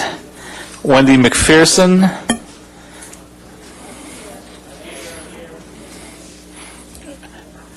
Which one are you? He's Wendy. Okay. Well, first come, first serve. You'll be next. Please. Will I go? Thank you. My name is Wendy McPherson. I'm a young adult librarian with Echo Park Library. And it's been said that the cuts, if there are layoffs and the subsequent service cuts, they would hurt the libraries, the rec and parks, tree trimming, and it will hurt all of LA, but it will mostly hurt the poor and the working poor of the city. You really have to consider that. Those who don't have the money to make up for services that they're now getting for the city, you know, they're not going to be able to hire somebody to trim their trees, or they don't have computers, and that's why home computers, and that's why they come to the library. But what the mayor is setting up, this dichotomy of 4,000, first 1,000, then 3,000, now 4,000 layoffs, or why don't you take 5% cut across the board? That dichotomy is a false dichotomy. Those are not the only choices, and that's what the mayor is trying to present. I see the choices as chopped from the top. There is a lot of money that is at the top of the city's scale that really needs to be examined, and a lot of people have raised them. Our city council members make almost $180,000 this is a year. This is not a secret. You're paid more than almost any city council members in the country, paid more than many governors, and more than members of Congress. It's also pretty well known, but this is the thing to consider is altogether you city council members have a staff of 320 when the White House has 480 as their White House staff. These are the things that you need to look at as chopping from the top. Your discretionary funds that have also been talked about quite a bit. When the city controller's report came out that over the last 12 years, the discretionary funds combined of the city council members have raised as much as $25 million, and that's at the discretionary fund of each of the council members. When we're in a crisis, that is not good management. And to be considering looking at the travel funds and having the mayor's office scrutinizing their all travel funds, that's not scrutiny. I have to ask you to wrap up. Okay. So last thought. My last thought is when it comes to the layoffs, with contracting out mostly hurts those of us who are working for the city who make the least, and it's mostly people of color and mostly women. And what would happen is that tree trimmer will lose his job, the city will contract out to a tree trimming company that wants to make profit and will pay half as much and hire that guy back at half the pay at a non-union job with no benefits. And that's just not the way the city should do business. Thank you. Henry Gambill, to be followed by Jackie Kochi. Hi, I'm Henry Gamble. I'm a young adult librarian at the Palisades branch. I'm probably one of the few librarians in the city who actually works in the branch where as a child he learned to read. Several weeks ago, the mayor held a press conference at the Silver Lake branch and said that we had the world's greatest library system and the world's greatest librarians. All of this is true. However, the cuts that are being proposed in the 3-year sustainability survey, of which when you look at that pie chart, the library is that little sliver of the pie, we're being asked to sustain the biggest hit, even more than Parks and Recs.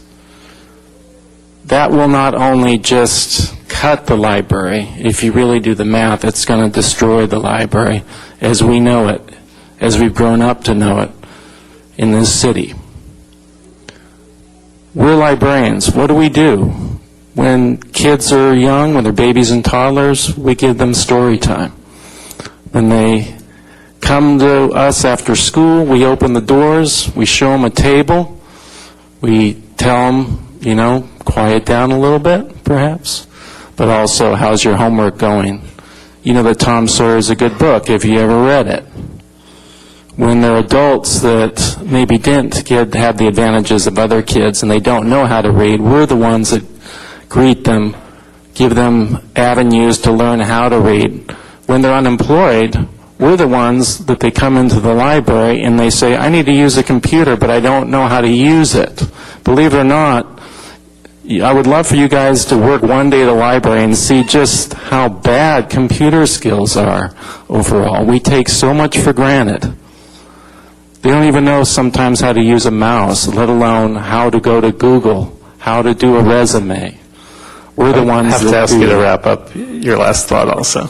So please, so much has been said today. There's cuts that you're being asked to make, but be wise with those cuts. Because we are a very vital community service. We're a beacon of intellectual life and service in 72 branches citywide and in Central Library. If it wasn't for Rec and Parks, I wouldn't be where I am today, an educated college student who could read, write, who could speak better English than my own parents. Not only that, I'm now getting my master's in public administration because I'm now a civil servant. I work with the city because I believed so much in our department. It taught me so much of who I am. It allowed me to reach my dreams, allowed me to get far and continue to dream. I'm turning 30, and more than half of my life was dedicated in service to the Rec and Parks Department. To me, the layoffs will be devastating. I take this to heart because now children who are future will not have the same resources, will not have the same programs if these layoffs do occur.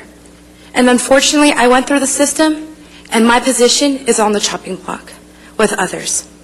And that is sad, because my belief in the system is now going down. But yet, I'm not going to go down without a fight. Please know that the libraries and Rec and Parks are vital. Your public safety, and Councilman Parks would know this. Rec and Parks, we are trained in CERT. We are trained as emergency responders. If there is an issue ever of a fire, earthquake, a natural disaster, myself and other full-time professionals are trained to be first responders and trained our recreation facilities as safe haven shelters.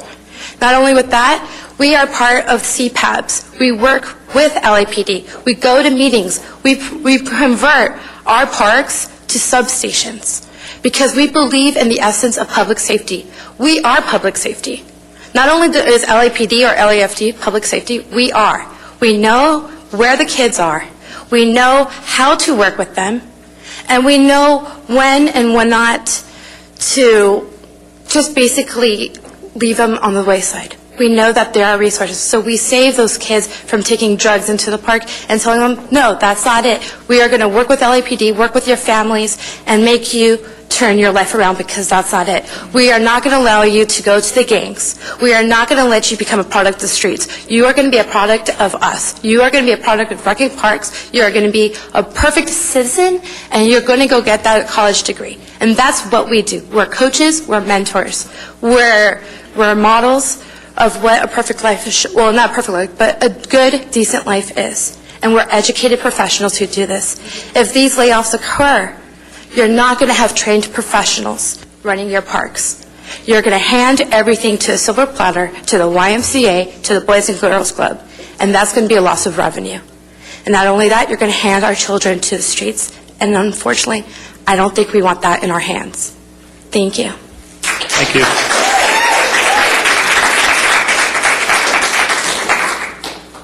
Robert Smerling, still here? Eric Calhoun? Be followed by Frank Reyes.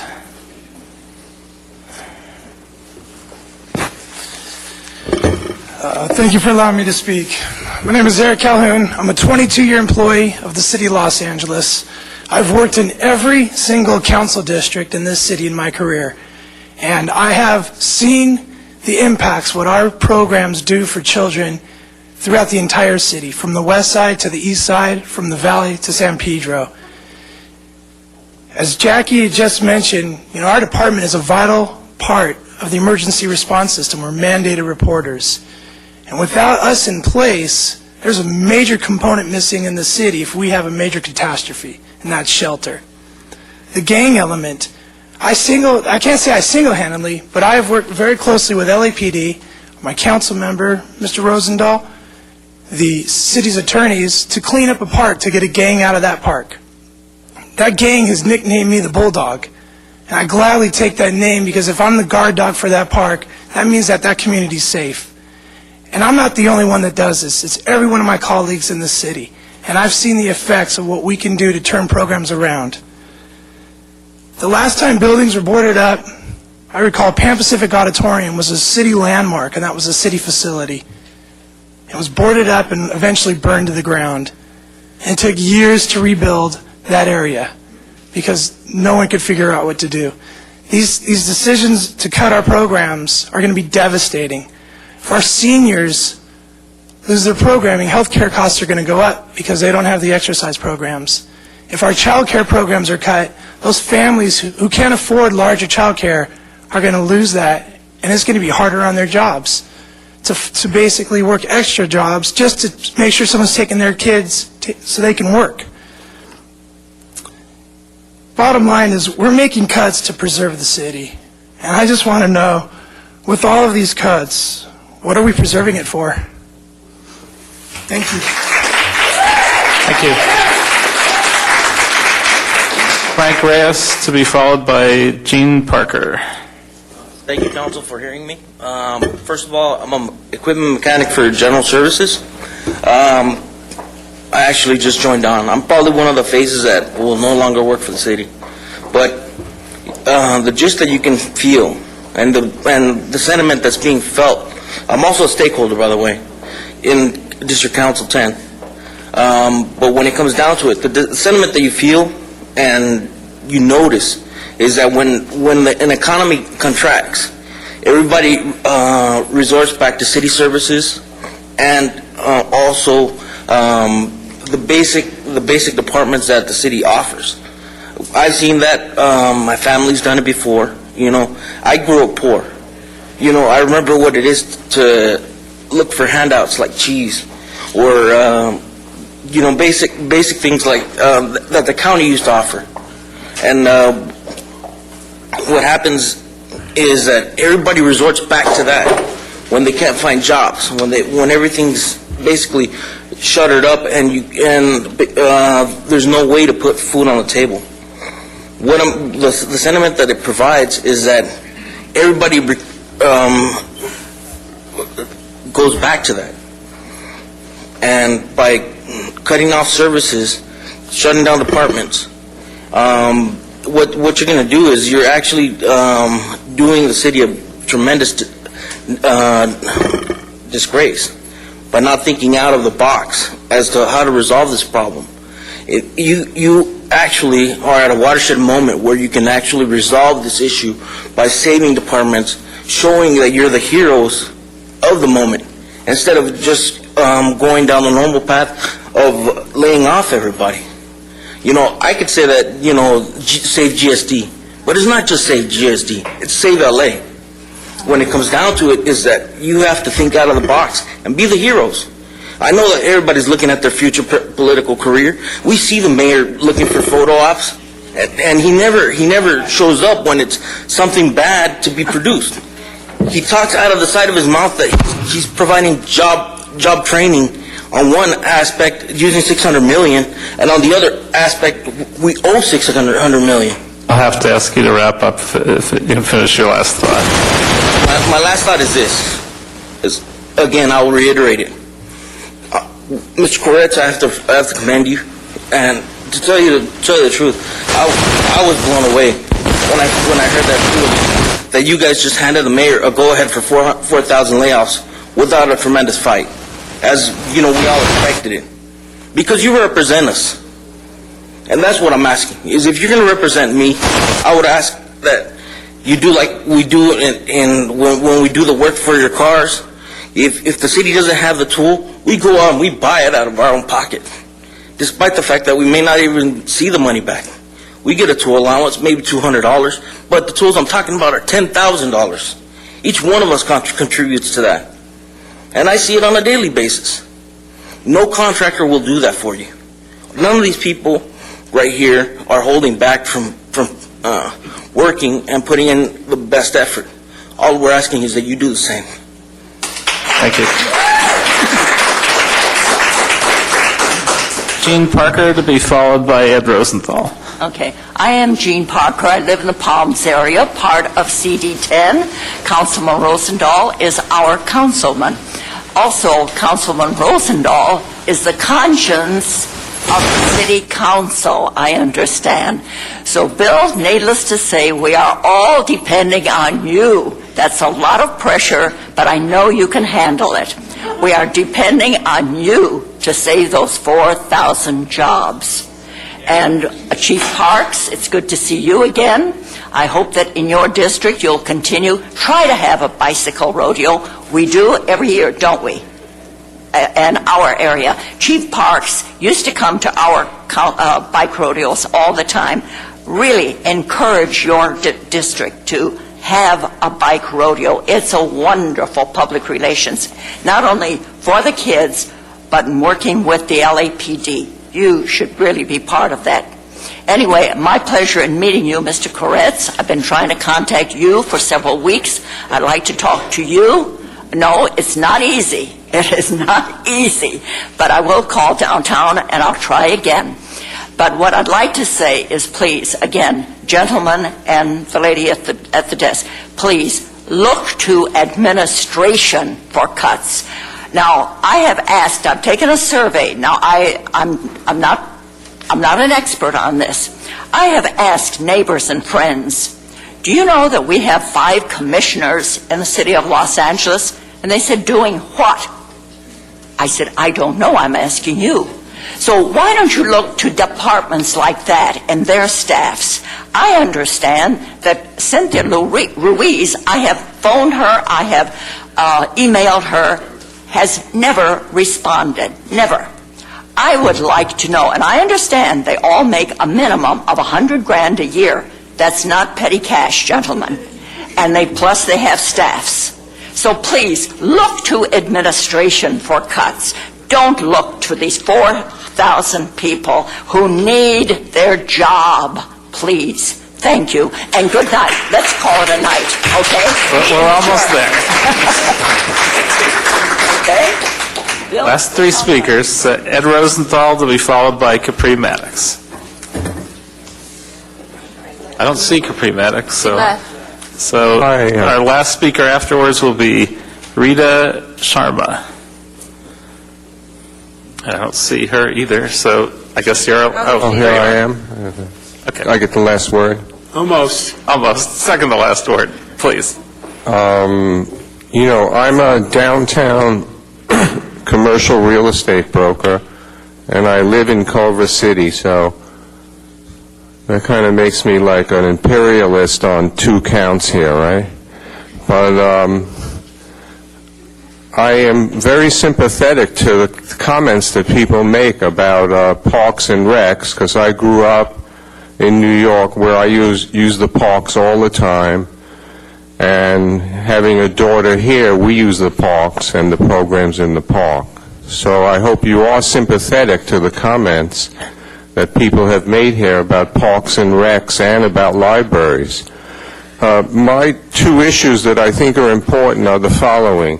One, I think one thing that leads to problems with the city budget is you have spending done by the city, and the beneficiaries of the spending are often contractors and architects and developers, some of whom may be my clients, who benefit from the spending that the city is doing at the same time that they give contributions to people that are in the city government.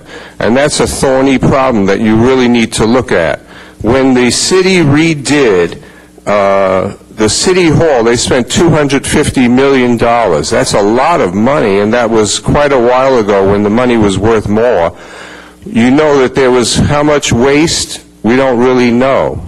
But I would just maybe $60 million, maybe $100 million. We don't know, and that's a thorny issue in every city and state, where people that are benefiting from the money being spent are also the same people giving contributions.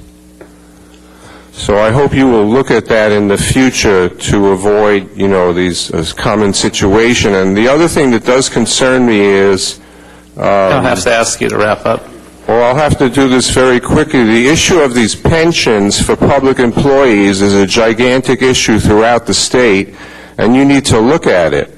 I know public employees deserve security. My dad was one. But things have gotten out of proportion. These pensions are huge, and they're a real threat to the fiscal solvency of the city and the state. So they need to be looked at and, if possible, renegotiated. Thank you. Thank you. And our last speaker.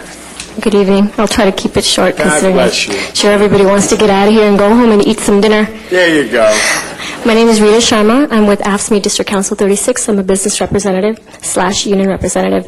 I have a speech kind of written out, but there was something I wanted to kind of stress. I represent city employees, parks, recs, librarians and so forth. But in listening to this, a major sentiment came to my mind is I'm a product of the libraries. My family's immigrants, and if it wasn't for the libraries, I wouldn't even be sitting here as a union rep. Good or bad, however you want to see it, but I wouldn't even be here. Because, I grew up in a gang neighborhood with crimes like so many other kids, but it was because of the libraries that I was able to even stay out of that entire environment. Many years ago when I started high school, there was 1,200 of us as a freshman class. It was one of the largest freshman classes ever. Only 68 of us walked. That's humongous, 68. But I think it says it a lot. And 32 of us were honor students. And I was tracked as honor student when I was in junior high. So I think it says a lot about the libraries because it was my babysitter. That's where I spent all my time. My parents, immigrants, both illiterate in English. That's where I spent all my time reading. So when you hear these stories about libraries and parks and recs and these services, it's so vital to not only just immigrant communities, but just everyone. Whether you're working class, middle class, poor, it doesn't matter. Right now in this economic downturn, everybody's turning towards all of these centers and all these services because it's the only resource they have. So just please, in looking at, all the different cuts, we have the transfer list, we've got, the layoff list, all these different lists, that we're looking at. But just really, these are human beings and these are lives, these are mortgages, these are homes, these are kids. And if you want to keep them out of the jails, you got to keep them in these services and these programs.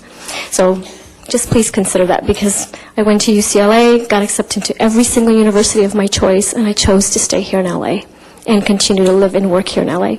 So in respect to the budget item, I just want to go off my speech. Earlier this month, you passed a motion, speaking of 3 different things. One is no layoffs of revenue-generating units. The other was to revisit the city contracts. And the other one was to also do the transfers. Well, today we heard you speak about the millions of delinquent accounts. You spoke about the uncollected debt from private contractors and to revisit and to explore that. You also spoke about all the different ways in which you can bring a lot of these services back home, right, back to the city instead of having them contracted. Well, as much as I want to applaud you for these comments, it's actually appalling to me because one of the things that I'm dealing with right now in one of my units is outsourcing. And I apologize, but you'll have to wrap Absolutely. up this one. It's outsourcing. You have a vital unit. It's a revenue-generating unit, and I've spoken about this before a couple of other times, if you remember. It's the fire EMS billing unit. As early as a week and a half ago, the fire managers went to the department, to the staff, and stated that we can't outsource basically your work right now because, there's these provisions, but, come July 1. So this is a major contradiction to this same motion that you're speaking of. And as many times as I have made attempts to contact and get the bids, the proposals, they're refusing to give it to us because they want to negotiate and complete the contract and have it signed. So come July 1, they want to outsource a revenue-generating unit. Each and every single day, every week, every month, every year, this unit has met and exceeded and has created what you call enhanced revenues. So our question to you is, why are you looking to outsource a revenue-generating unit, and yet at the same time you sit here and you sit at the City Council and you say that no unit that's generating revenues will be outsourced? So we have sent letters to you, and we would like to go ahead and meet on this matter along with all the other matters, but we're asking you to please look at this, because right now either they're lying or someone's lying, because right now it's on the chopping block. And I meet with this unit. I met with them yesterday, on Thursday. They are... I think you're way over time, so I'll have to No problem. give you 5 seconds. Just to wrap it up, is that they right now, from their understanding, is July 1, they will be outsourced.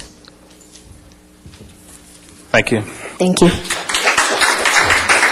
Thank you all for your testimony. It's been very helpful, and we'll certainly all take it into account as we make our decisions on these budget matters. Let me say thank you on behalf of the committee. This is our second of 4 community meetings, and our next one will be in central Los Angeles and followed by one in South LA.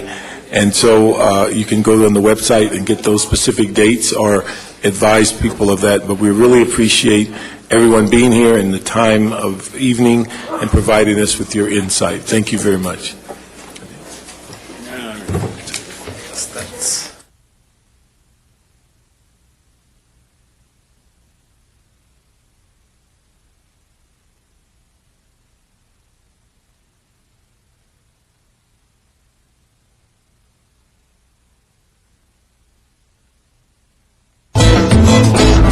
Hola, soy Marisol, desde Canoga Park, la ciudad toda americana.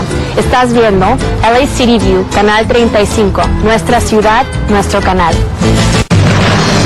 Los Angeles is a rich and diverse city, surrounded by the bounty of Mother Nature. But the comfort and pleasure we derive from this natural environment can quickly become dangerous to ourselves, our family, and our pets if we are not careful to take the proper precautions. Of the many different types of wildlife in the Los Angeles area, coyotes can be a persistent and difficult pest if not dealt with properly. Here are some important warning signs. If small pets in your area are disappearing, if you are finding your garbage cans turned over, if you are discovering holes dug underneath your fencing, if you are finding chicken wire fencing for bird and fowl enclosures ripped open, if you are finding animal scat filled with hair, if you've discovered single-track paw prints, then there is a good chance that there are coyotes in your area. And the safest course of action for you, your family, and your neighbors is to learn to live with coyotes.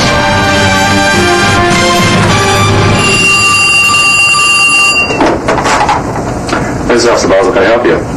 Every year, the Animal Services Department of the City of Los Angeles receives numerous complaints about coyotes. In the past year, we've had approximately 800 complaints citywide, encompassing everything from sightings to pet attacks to just anything that you might find a coyote doing. The coyote policy of the City of Los Angeles is basically to do what we can to discourage coyote forays into our neighborhoods and try to live with the coyotes rather than against them. Coyotes are most abundant in and around the foothills and on large tracts of open land. The coyotes of Los Angeles have taken to using the aqueducts as their own private superhighway, making it possible for them to hunt over a vast area of land. Coyotes are nocturnal, basically sleeping during the day and doing most of their hunting in the early evening, night, and early morning. But coyotes are opportunistic hunters. They will change their habits to suit their needs. Many complaints we receive are coyotes roaming the neighborhood at maybe 1 o'clock in the afternoon. It's a very common thing to hear complaints about the animals being taken during the day. Coyotes in the wild have a wide variety of eating habits that consist of small mammals, insects, reptiles, birds and eggs, fruits and berries, and even deer. In the city suburbs, the coyote menu of edible items increases dramatically, such as rodents or small mammals that hide in unkept, overgrown lawns and gardens, as well as fallen fruit. And small pets, such as cats and dogs, can also fall prey to coyotes. Also, human garbage, including plastic, eggshells, cloth, and any other edible remains. The coyote has easily adjusted his eating habits to what is available in our communities. For this reason, he is a difficult predator to deal with. The coyote problem is a neighborhood problem, it's an individual problem, and to some extent it is a municipal problem. You as the individual notice when you begin to have coyote problems. You may or may not be aware of people around you, what type of issues they're having, but it's only through a neighborhood effort ultimately that you will be able to discourage a lot of the coyote forays into your neighborhood. Hi there. Hi. Troy Boswell. Hi. If you begin to notice problems with coyotes or wildlife, it is absolutely essential that you take steps early to begin to resolve these issues. So down here is where the attack took place. Okay. I'm not sure exactly where. I could hear it, but I couldn't see it. All right. And so I panicked and I started screaming for this dog, Zora, Zora, Zora. And she wasn't coming up. And then finally I saw her sort of staggering up the hill. The barking of a small pet will often attract a coyote, and when the coyote is hungry, it might go to extreme lengths, even attacking and stealing your pet right before your very eyes. So I came out here, and all of a sudden I heard a rustling of my bougainvillea bush. Zuzu then went to get her chew stick, and literally something just brushed past me, grabbed Zuzu, and just literally took just 3 steps over the wall, across the street, and I just went running across the street and, dug myself up on that hill, and right under there, I just thought somehow I could get her, and I heard her stop screaming. Once a coyote has staked out your home, you have to be forever vigilant to protect your pets. My 3 dogs were on the front porch. My little other dog that was attacked was sitting on the fountain, and I came right over here and rolled up the hose. And I was walking up, and my 3 dogs were still on the front porch, and Bogey, instead of being on the fountain, was laying right here in the driveway. And so in the amount of time it took me to wheel the hose in, a coyote must have taken my dog from the fountain and attacked him that quick and run off, because I guess he saw that I was right there. In the Santa Monica Mountains, Dr. Seth Wiley listens for the audio signals transmitted from the collar worn by a coyote in the wild. With this information, he can determine the coyote's daily routine and its interaction with people. Dr. Riley hopes that this study will lead to a better understanding of coyotes and a humane and successful approach to living with them. While this study and an attempt to understand coyotes is new, coyotes themselves have been around for a long time. Coyotes actually originated right here in North America. They are pretty old species, 1 to 2 million years old. And many other species sort of came over to North America or to the Americas from the old world, like wolves, for example. But coyotes are North American original. Serious coyote eradication began in the mid-19th century, when ranchers started raising livestock on the American prairies. At the turn of the century, wool growers joined the ranchers in their attempt to eliminate the pest.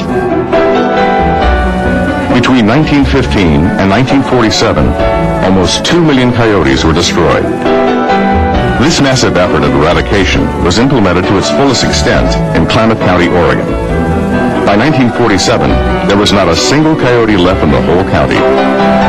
But there were field mice, without coyotes to prey on them.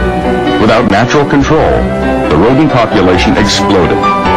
The cost and lost crops soared into the millions of dollars, far more damage than had ever been caused by coyotes. In the end, Klamath County, Oregon had to reintroduce the coyote into the area to maintain ecological balance. coyotes can have a big impact on other species.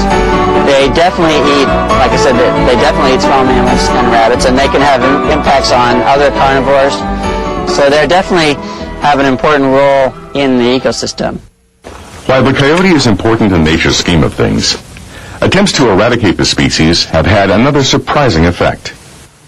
More recent years, say the last 50 years or so, they've spread out to the Midwest and even to the east. Studies in national parks have shown the best ways to control coyote populations. Eradication of coyotes has been tried over and over in many different areas, and it's generally been very unsuccessful. And I think it's partly because, again, they're very adaptable, and they can vary their reproductive rates. So if a lot of animals are getting removed, then they produce a lot of animals. And so generally trying to wipe out coyotes has just not been effective. Since killing coyotes is not a solution to the problem, we must have a better understanding of their lifestyle. Coyotes tend to live in small family groups, made up mostly of parents and young pups. Some studies show that coyotes mate for life. Female coyotes are fertile for only 1 week during the year. Thus, most pups are generally born in late April or early May. It is while the pups are being raised that the coyote pack is busiest gathering food. Coyotes become especially active during the mid-spring through the late summer when they have their litters, and of course they need to raise these litters and food requirements go way up. Coyote litters are between 6 to 8 pups. They will stay approximately 6 months with their parents, learning how to hunt for food and how to stay alive. The coyote is a predator, and a very adaptable predator that will take advantage of any food source that it can get. What they do is they actually go throughout their range, searching all the places where they found food before, and if it's dog food, then that's what they're going to be searching out. If it's fruit, they're going to be searching that out. If it's garbage, they're going to be going through their range, checking every place that they've got food before, and then investigating new places. When the pups reach maturity, the males will leave the pack and stake out their own hunting and living territory.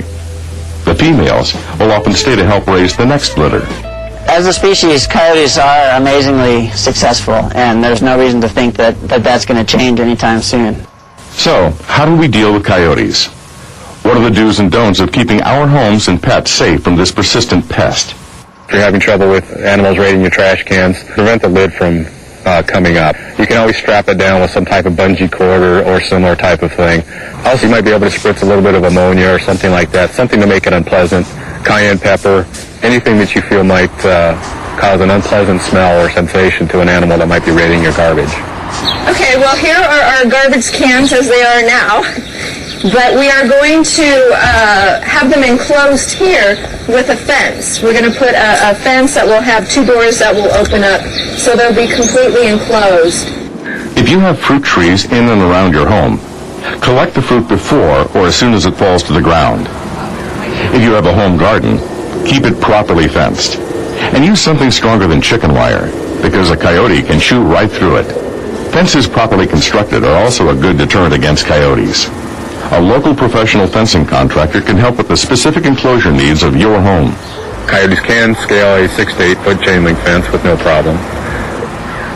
However, if you have an angled addition mounted at the top of the fence, of course check with your zoning to make sure that this is a legal thing to do. But most fence companies are familiar with an angled addition that might make it more difficult for a coyote to jump over. Also, to prevent coyotes from digging under, you can extend a chain link apron in the dirt that extends out 3 to 4 feet. That will prevent them from digging under. We have wrought iron fencing around the perimeter of the property. We then have another row of fencing going into the ground so the coyotes cannot dig under the ground. Another approach to fencing is the coyote roller, designed to stop a coyote or any wild animal from jumping over your fence. Besides good fencing, there are other deterrents that can be effective against coyotes. Randomly blinking lights or water sprinklers that are activated by sound or movement can deter wildlife. Such things as motion sensor devices and sprinkler devices, lights that come on at unexpected times. Some people hook motion sensor devices up to a radio station or a stereo or something. So if you get creative, you can oftentimes scare off a lot of these animals before they become a real problem. The only word of caution to that is that these animals do get used to just about everything. So if you don't change things up and change them often, you will quickly find yourself in the same position. But right now, to try to keep the coyotes off the property, we're putting in motion detectors on lights for the hillside. So if something comes by, the lights will go off and hopefully deter them. And probably hook it up with some kind of a bell system, so when the lights go off, a bell will go off and maybe scare them off. Never leave pet food sitting outside. Once your pets have eaten, bring eating and drinking bowls inside the house. Also, keep all pets inside the house or in an extremely secure enclosure.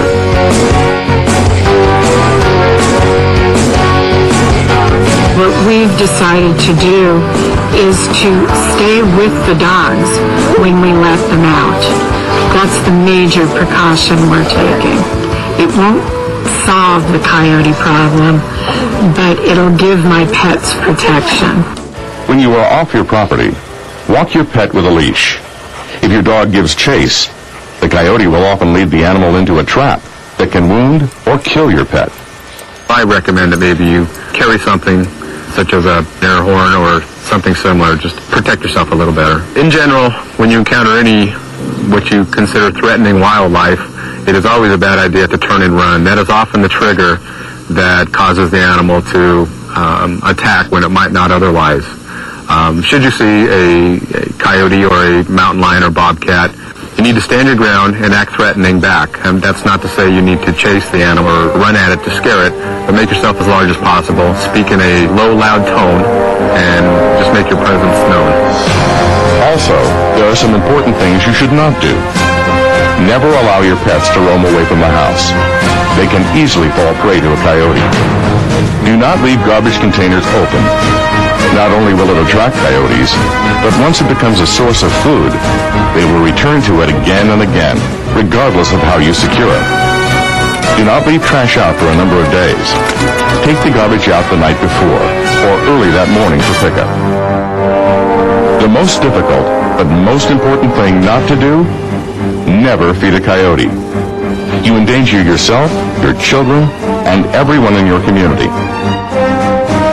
Coyotes that lose their fear of people become bold and may attack children and grown-ups if they are not offered the food they have been accustomed to getting from others.